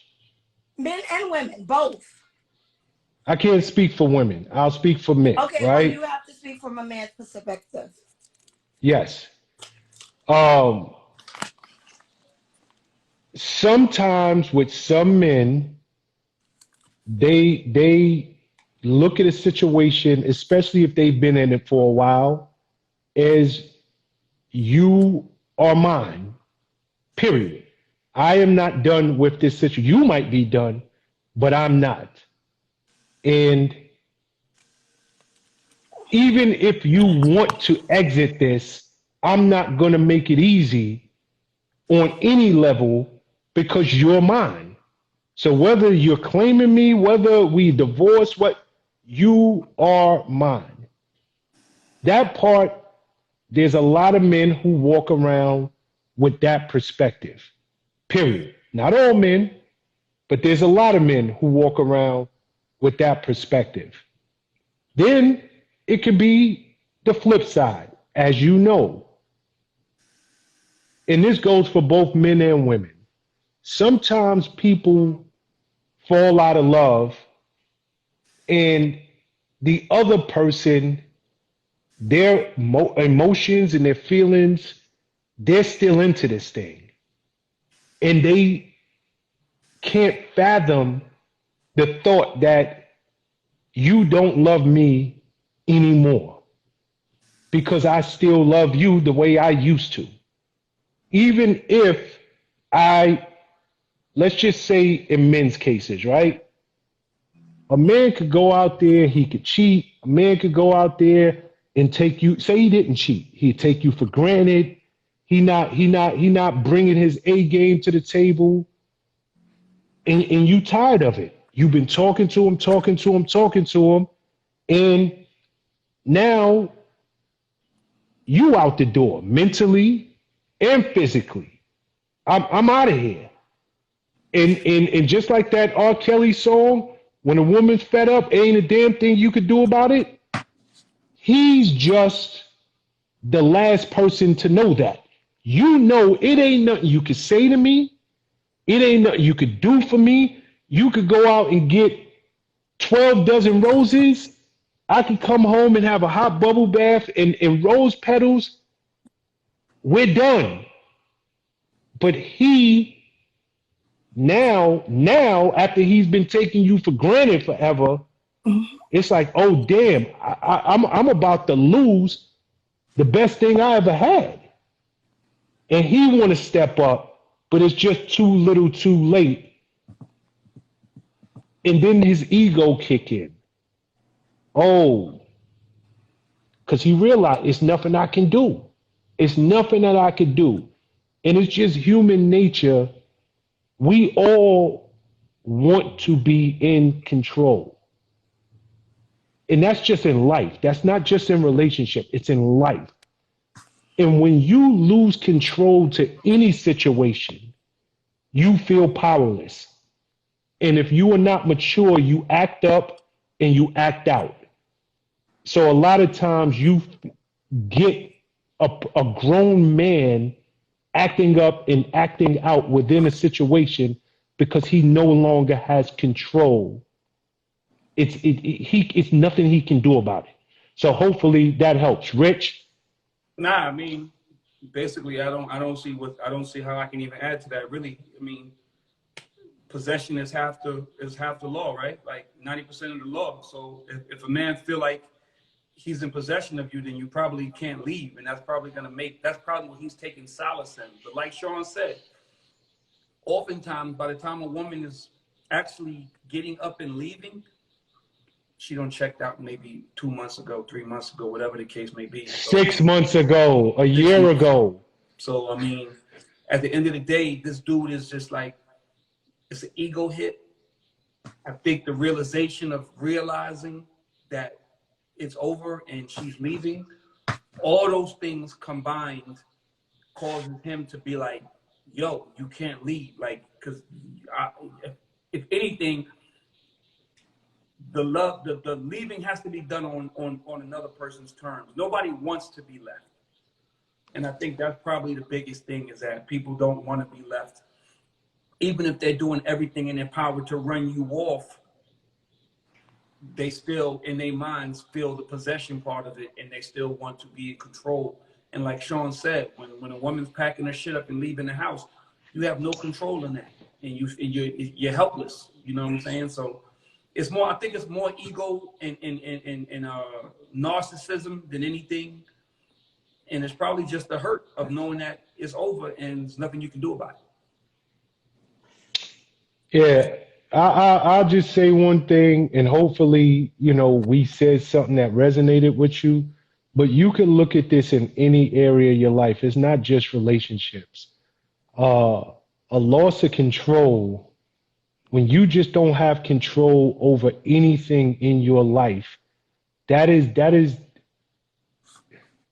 it makes you feel powerless on every level. It's just nothing I can do. Whatever is going to happen to me is just going to happen to me, and I can do nothing about it. And when you in that situation, you feel powerless. And if you put a person, two people who are within a relationship in that situation, that's when the ego kicks in. That's when the immaturity kicks in, and people start to really act out and act poorly, because it really comes down to, there's nothing I can do, and I know there's nothing I can do. So now I'm gonna scream, I'm gonna yell, I'm gonna fight, I'm gonna do whatever, because that's the only thing I have control over. I appreciate. Yes, I'm going through something similar to where me and my spouse both left me and my companion that I'm with now left our spouses, and we've been together for 3 years, and we're happy. We both, we filed for divorce, and it's just like the fight is still in the exes. Like, let us be happy. Let us be happy. We're okay. It's just But like, let me so ask you a hard. question. Let me ask you a question, real talk. Do you think your ex wants you back? I mean, he asked before I even met my companion, but we've been separated for 7 years. That's a long time. You didn't. We married 10. Listen. Hold up. I didn't ask you that. If you gave him a chance, do you think your ex would want you back? Of course. Okay. With your current man, do you think his ex would want him back? Of course. There you go. This is the point. They have no control, and the only thing that they have control over is trying to make y'all's life miserable. That's the only thing, because what they really want, they can't get. Your ex can't get you, and his ex can't get him. They have no control in that. They feel powerless. But what they can control is making both of y'all's lives as miserable as humanly possible. That's the point we were trying to make. Okay. So we just gonna keep good being luck. happy. They just gonna keep being sad. Well, maybe they follow you. Maybe they follow you, and they gonna see this live and move on with their life. I pray. It's been 3 years now. Well, good luck with it, girl. 3 years is a long time there, boss. All right. And if this was your first time following, checking in, remember, Wednesday nights, 7:30 Eastern time, every Wednesday night. And you can catch us, if you don't catch us on IG Live, you can catch us on YouTube, and you can also catch us on every streaming platform out there: Spotify, iTunes, Google Music, Amazon Music. And this episode will be up tomorrow. We in the game. And please follow us. Yeah, please follow us. Everybody, please follow the official _boys club. Let's go with I Boo Baby. I Boo Baby.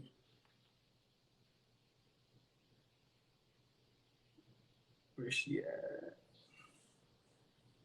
You better let my girl Emma in here. Well, I don't know. You better let my girl Emma in. I don't see her request no more. Oh, you done pissed off Emma. Don't do that, Rich. Nah, Emma good. Antoinette go. Antoinette go. I'm gonna find Emma one after this. Oh my God. Hey, Antoinette, what up? Rich. Scared Rich. How you doing? How you doing, Scared Rich? Okay. Question. What am I scared of first? Rich, Scared Rich. A lot of Uh-oh. things. Okay. A lot of things. I'm evaluating also as I watch every week. I got you. Okay. Okay. All right. Ready? How Let's are you? go. Good. Okay. So when you are doing all you're supposed to be doing, oh, I meant to hold my water bottle so I wouldn't talk with my hands.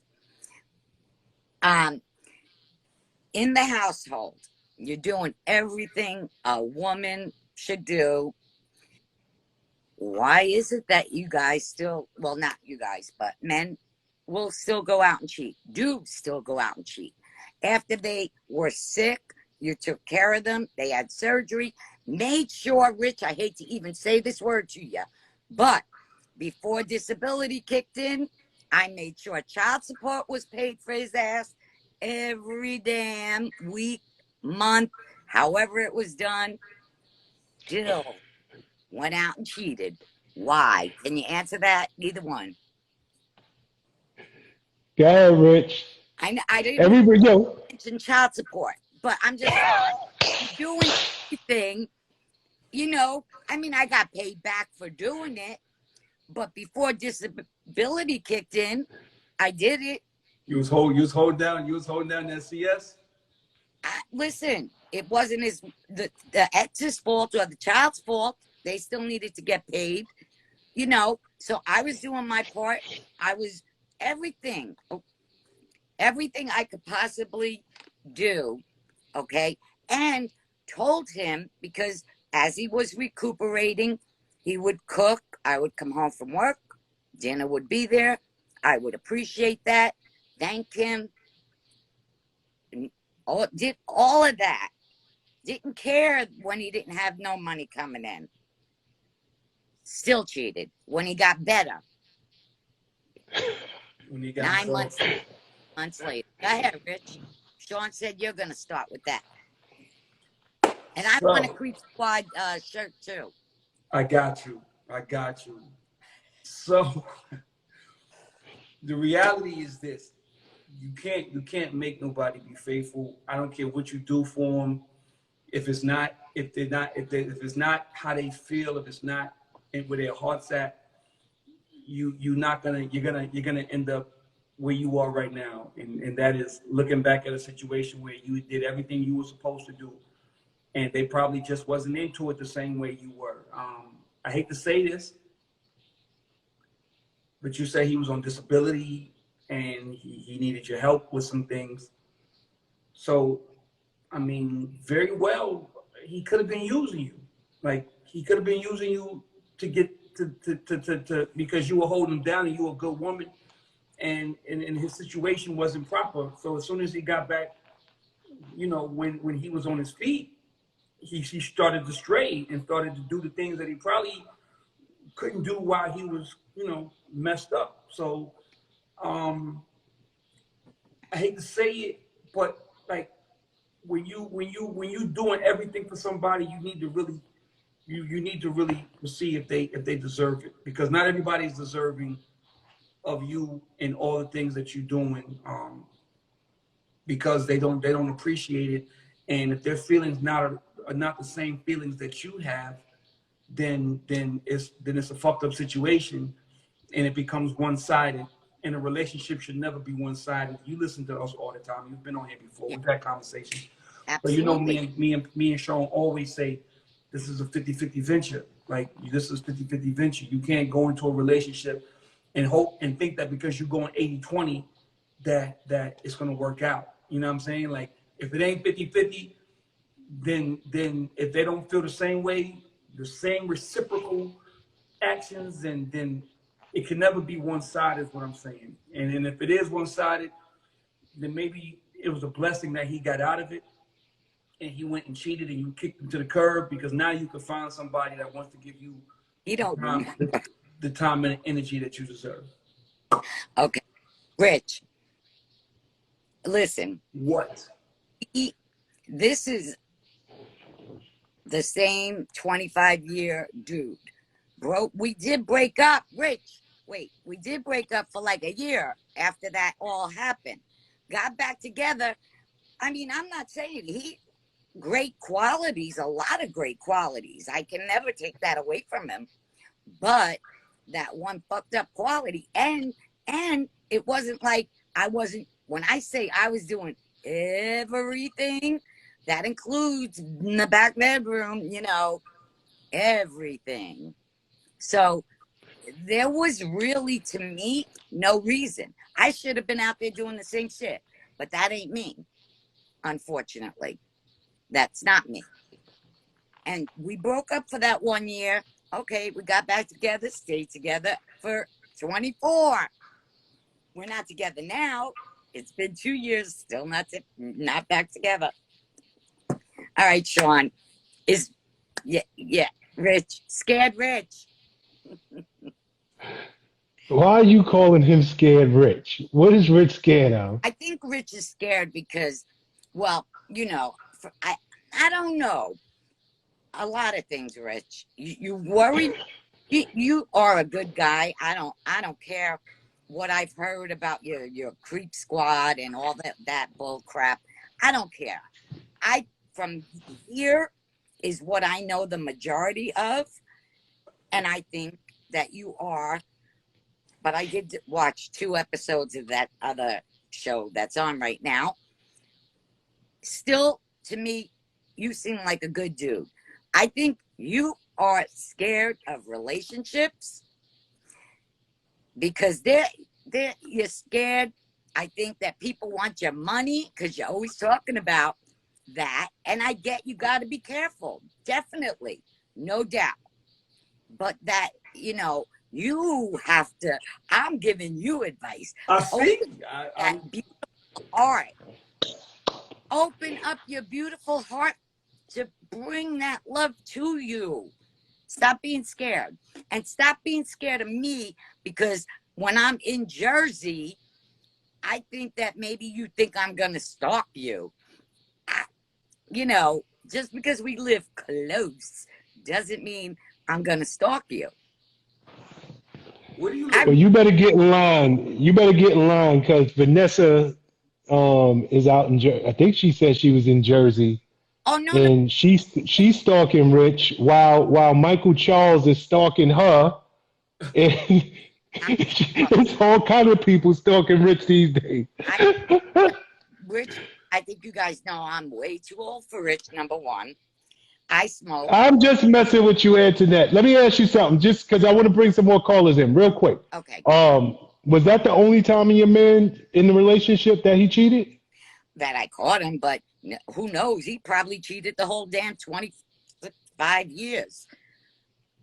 But that was the only time that you know about. That I know. And that day that I found out that it was a fact, I packed all his shit in black plastic bags, drove it.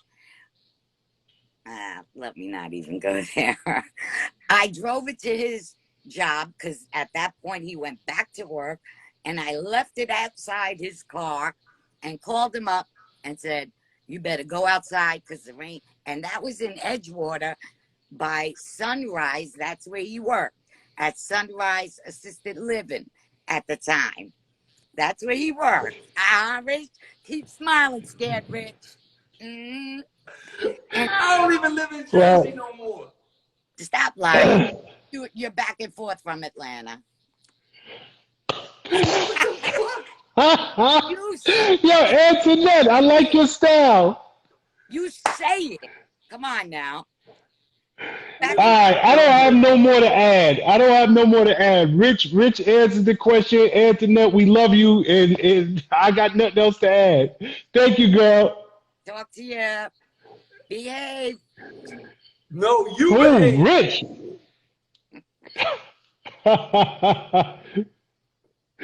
Scared Rich. What is going on I, tonight? I don't know. Rich Dollar's a hot commodity, boy. They must be watching that marriage boot camp every Thursday night at 9 o'clock. Let's go with the Oh my. Shalakemia Moffitt. Shalakemia Moffitt. I hope you pronouncing that wrong. I just sounded out. That's all right. She's not in here anyway. She sound like she from Ghana. Maya Fisher. Maya Fisher.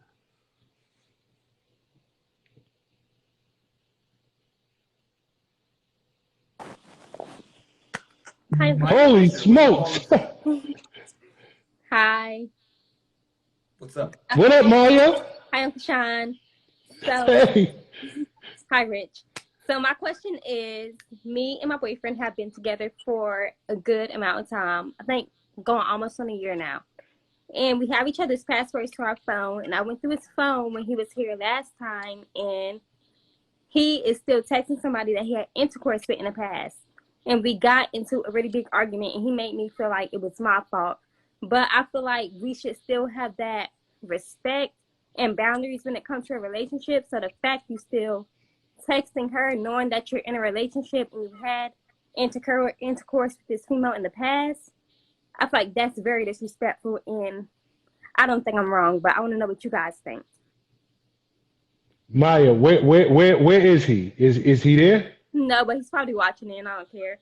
Okay, hold up. Tell him. Let's get him in on it. Rich, we gonna let one dude in on this conversation. Can you even if you gotta jump out, go call him. Tell him we gonna let both of y'all in. We gonna do something we never did before. All right? We'll let you back in the conversation. This is about to be fun. Shit, now she. Okay, exile out, Rich. She'll come back.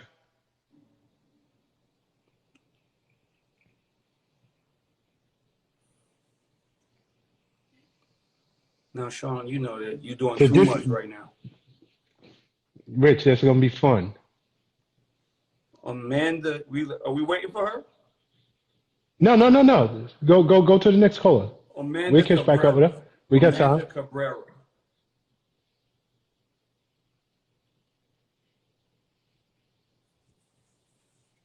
Amanda Cabrera, nothing. All right, let's do Miss Libra Lola. Miss Libra Lola.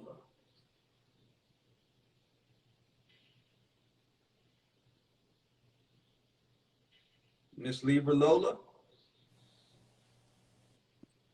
Hello. Hey guys, What's up, Lola? Where how you y'all calling doing? I'm calling from Arkansas. from? Okay, AK, what's good? Okay, so the question that I have is, I had it last week, but I didn't get in, so let me see if I can get it right. Okay. Okay, so the question that I have is, I know this couple that has been dating for just a few months. So my friend wanted to know, how soon is too soon? Well, he's saying that he wants to marry her and he knows that she's the one for him. So how soon is too soon? Do you think that he's being honest about what he's feeling because it's so soon? How soon is We it? don't know how soon. Yeah, how soon? Okay, well, they've been dating for maybe 2 months or so, but within probably the first month, that's what he was saying. I mean, they talk all the time, every day. They see one another all the time. From the day that they met, it's been like a constant thing. So, and she just wants to, know, do you think he's being real and honest about it? Um, Rich, do you want to go or you want me to take it? I mean, it's quick for me. It's very simple. I can't judge. I don't know this man. Like, I don't know this man and how he loves. He might be a love at first sight type of dude. So I don't want to sit here and judge him and say that, that he's not telling you or being honest with her about how he feels. I do feel like it's important for her to vet and they both get to know each other. And actually 2 months is not enough time for me. to go to the next level, but to each his own, and relationships are different and everybody has different views. And like you said out your own mouth, they're together all the time. So I mean, if you're concentrating this energy, then then you probably are getting to know one another very, very well. If you're with each other 24/7, they probably argued, they probably made up, they probably know the nuances now. So 2 months is quick, but it's not impossible that somebody could have feelings in that amount of time. So, like I said, I don't want to denounce this guy or make it seem like it's not possible, because it's very possible. But you know, it's quick. It's definitely quick. Mm-hmm. Okay, you done, Rich? Yep. Thanks, Rich. Do you mind me asking how old is your friend and how old is the man? Okay, the friend is 50, and the He's man 50? the friend is 50, and the man is 54. And Okay, they both have been married before. that was my next question.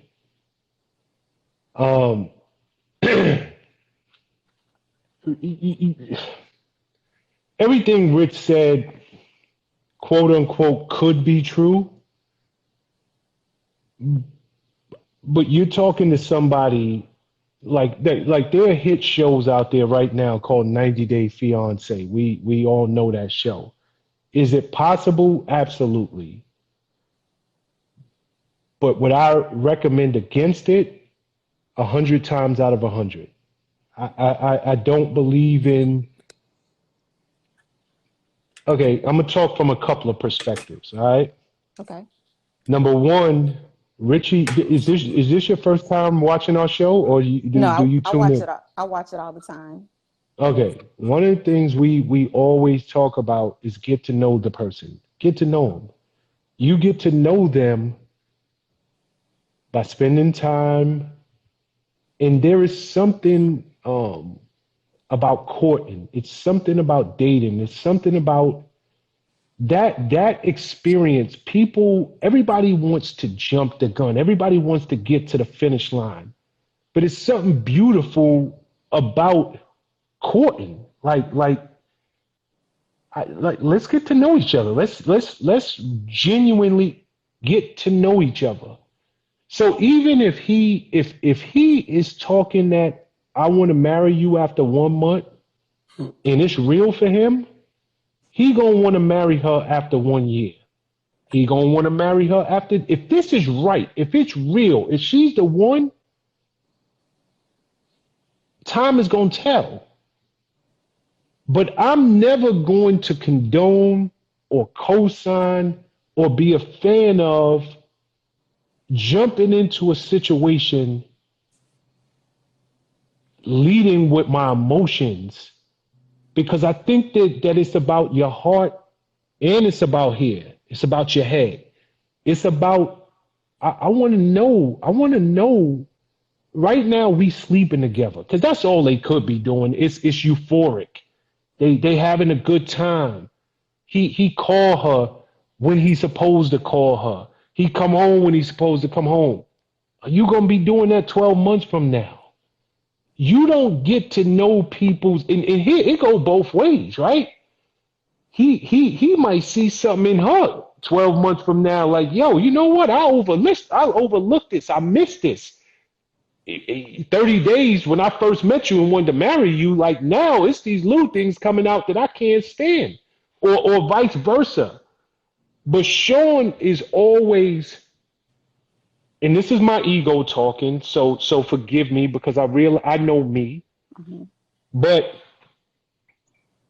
I want somebody to love Sean for Sean. I don't do that whole insert man here or insert female here. And whenever I hear about people going on 90 Day Fiance or want to marry after 30 days or what, it sounds like I could have been anybody. Like, what do you even know about me in 30 days to make you say you the one? Like, I'm not that special, and I know I ain't that damn special.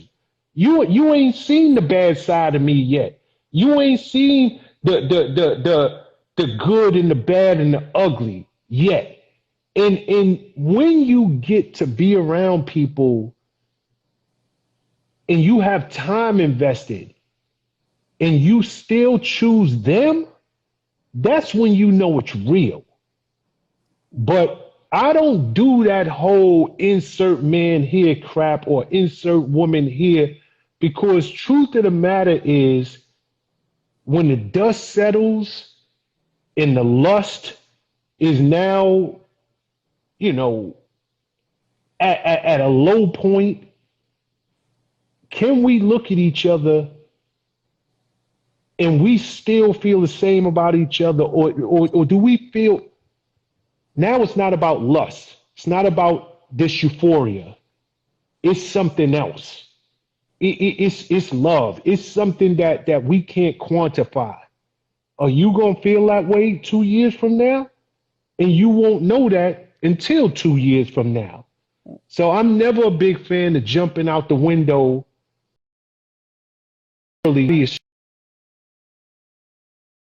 stroking your ego and saying, I want to marry you, you the one, this, that, and the third, and you tired of being alone. So finally he walk in the door or she walk in the door and she all over you. If you love me after 30 days, I want to know if you're going to love me after 12 months, and then we can talk. So I would tell your friend, take a time, vet this man, truly vet him. She is 50 years old. She ain't got time for games. She ain't got time for no mistakes.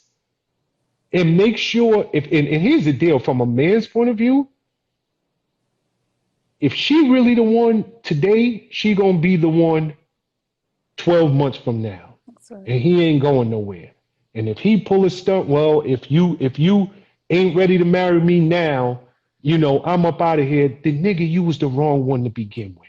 Because a piece of paper don't make us married.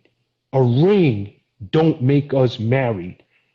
Jumping the broom and people throwing rice at us don't make us married. That bond, there are people without a ring. There are people without a ceremony, and they are way more married than those couples that been together for 1,000 years, and them niggas can't stand the sight of each other.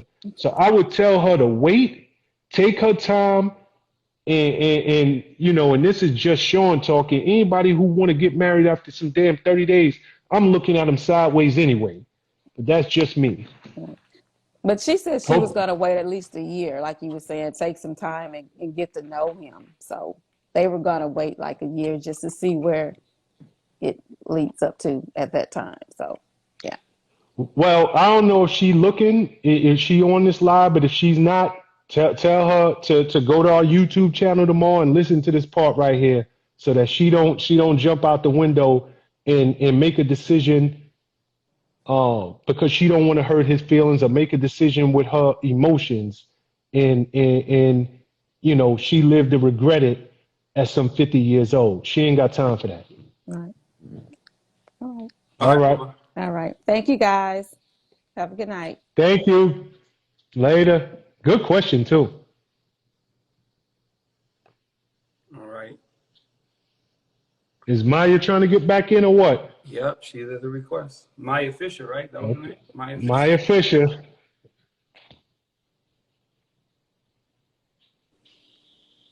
I'm back. What up, Maya? Did he pick up? Yes, he's in here now. He sent Okay, where you at? his he sent What's his handle?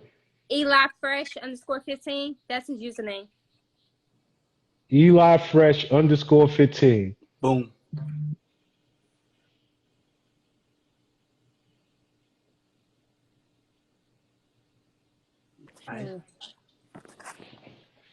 Yo, yo.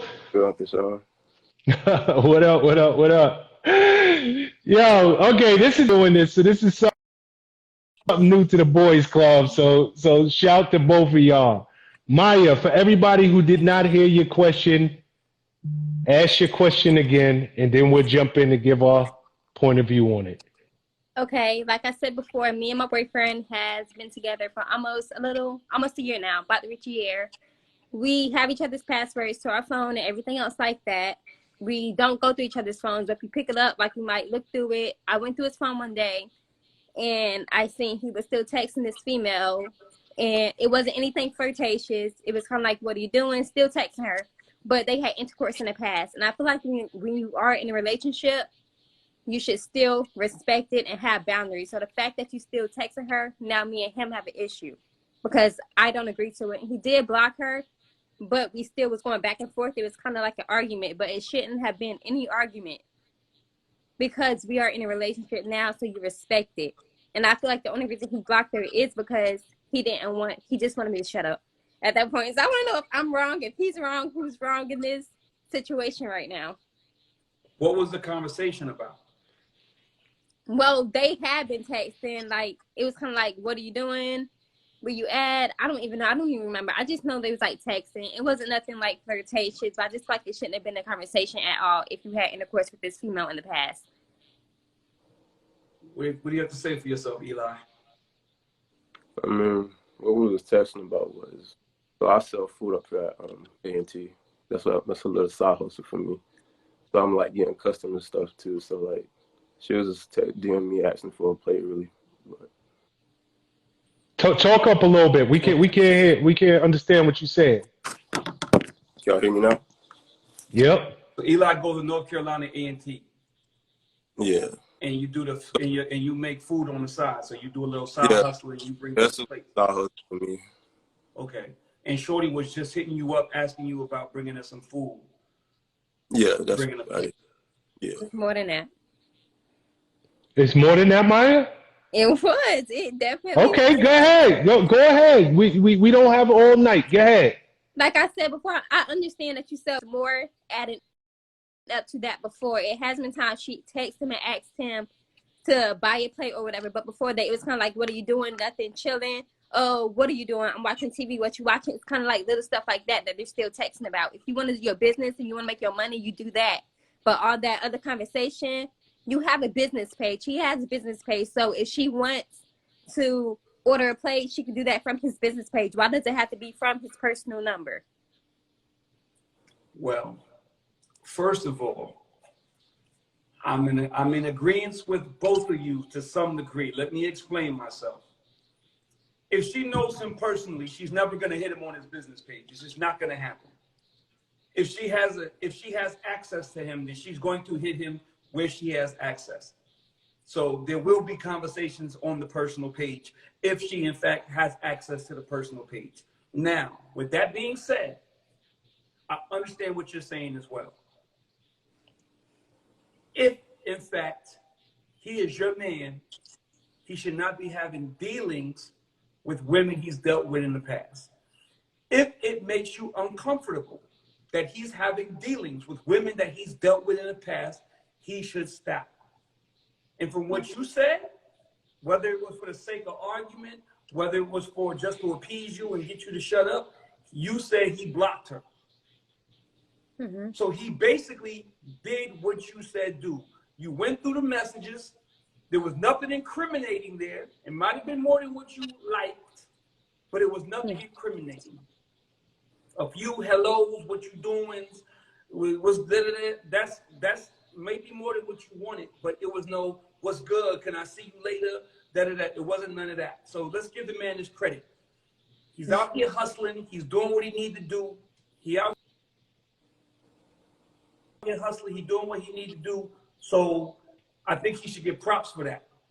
But at the same time, bro, that's your girl. And if she's uncomfortable with that situation, you need to make her feel comfortable the best way you know how. And if it's cutting Shorty off, then you need to cut Shorty off. If in fact this is the woman that you're rocking with and the loyalty is to her.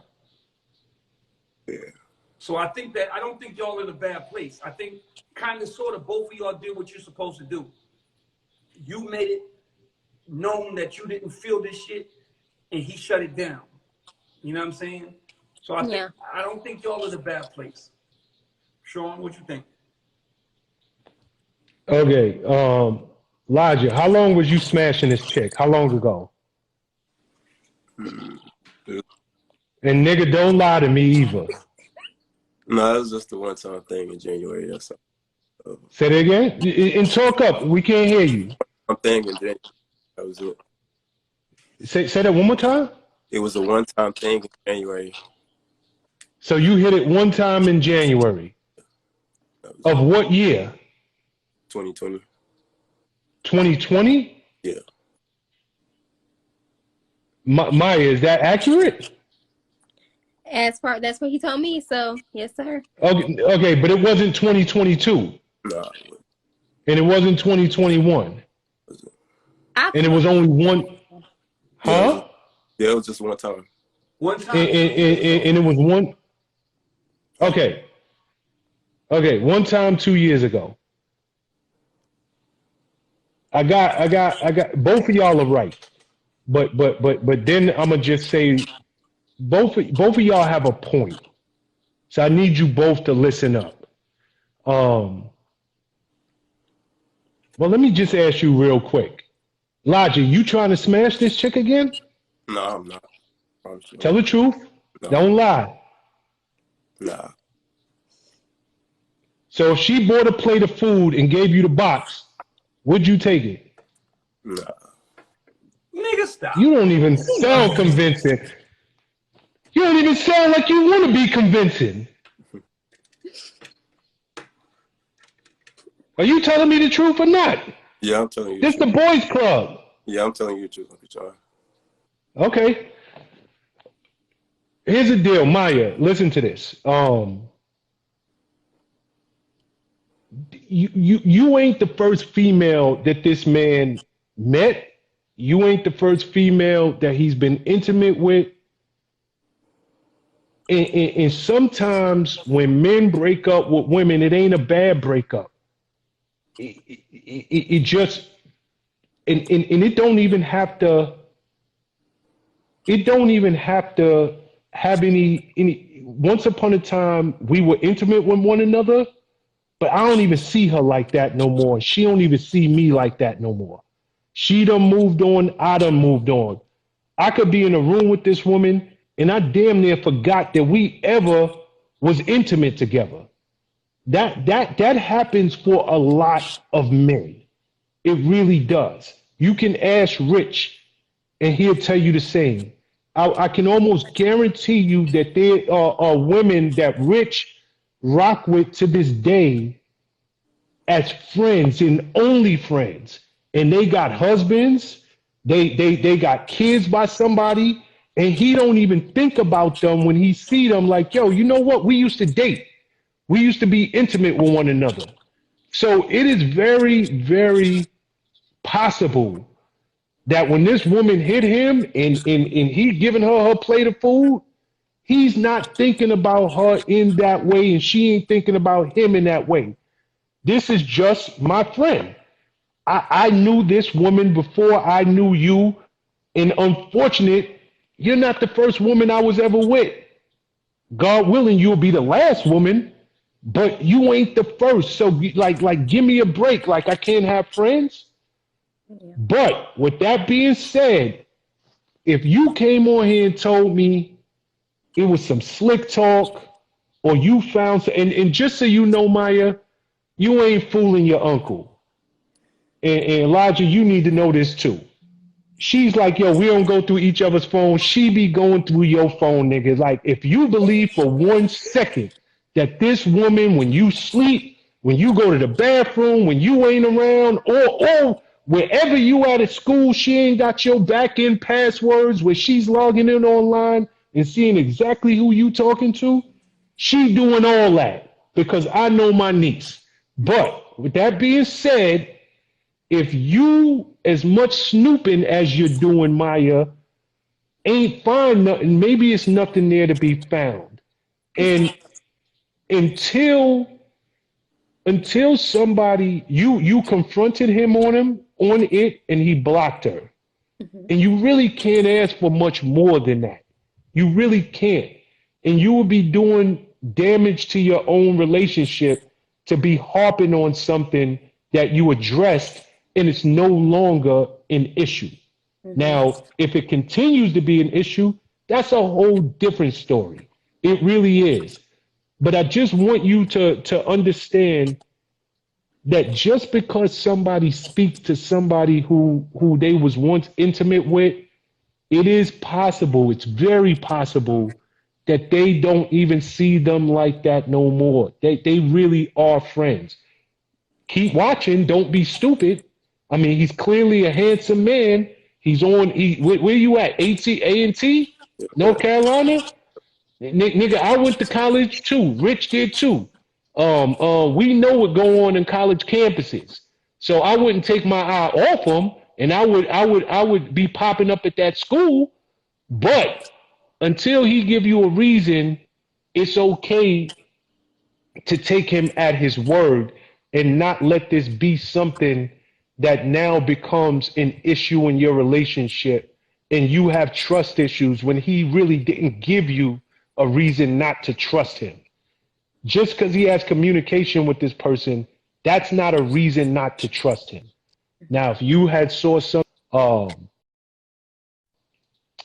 flirtatious or you saw something that didn't feel right, didn't look right, if he said he blocked her and he now is still going back and forth with her, that is grounds for dismissal and grounds for you to wild out. But right now, from what it just sounded to me, it sounds like he telling the truth. It really don't sound. I mean, and I'm only going on what y'all two are telling me and telling Rich. But if he blocked her, what else can he do? Like what else would you even like him to do? You got, and I'm gonna tell you one thing, and I'll pass it on. It take a lot for any man. Elijah, how old are you? 22. I'll be 23 December. Nigga, do you know what it take for a 22, 23-year-old to give his girlfriend the password to his phone? Like, do you got a backup phone that we don't know about? No, I ain't got one. Tell the truth. No, I don't. Why would he? Maya? Not that I know of. All right, check for that backup phone. You know, But if he gave you the password to his phone at that age, that is saying a whole hell of a lot. Because I bet you we got 300 people in this live right now, and 90% of the women will tell you, who are grown women, who 35, 45, 55 years old, that they man will not give them the password to their phone. That is factual.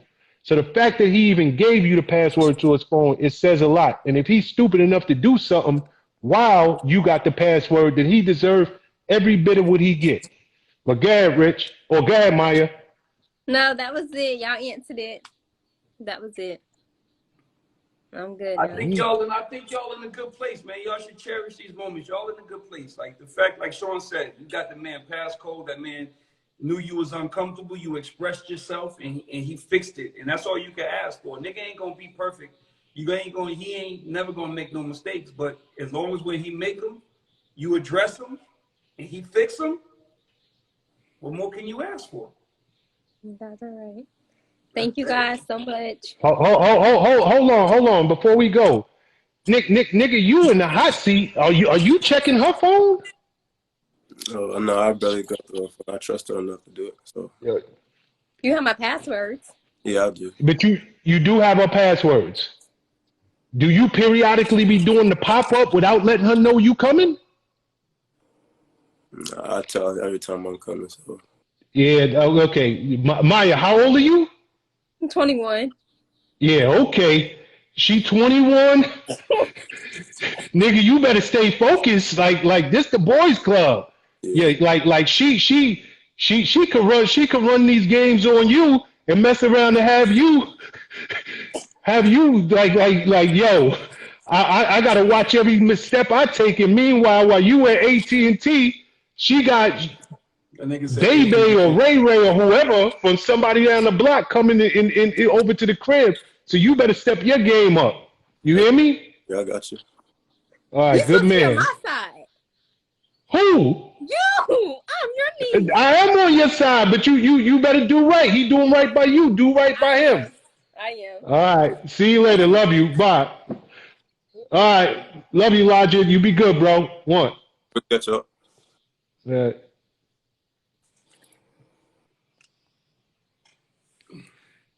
All right, Rich. We've been on here forever. I think it's a wrap for us. What you think? It's 10 o'clock for sure. You know how we do. Shit. All right, so I just want to tell everybody, please go subscribe to our YouTube channel. I cannot stress that enough. The official boys club. Look for Rich Dollar Sean Prez on YouTube. Also, please subscribe to our podcast. It's on every streaming platform out there. This show will be on tomorrow. It'll be up tomorrow, and you can catch some of our older shows, some of the greats that we've had, because every week is so dope on the streaming platforms. 7:30 Eastern, Wednesday nights. And Rich, I guess you got the final word, brother. Yo, once again, we had a great week. Thank y'all for coming out.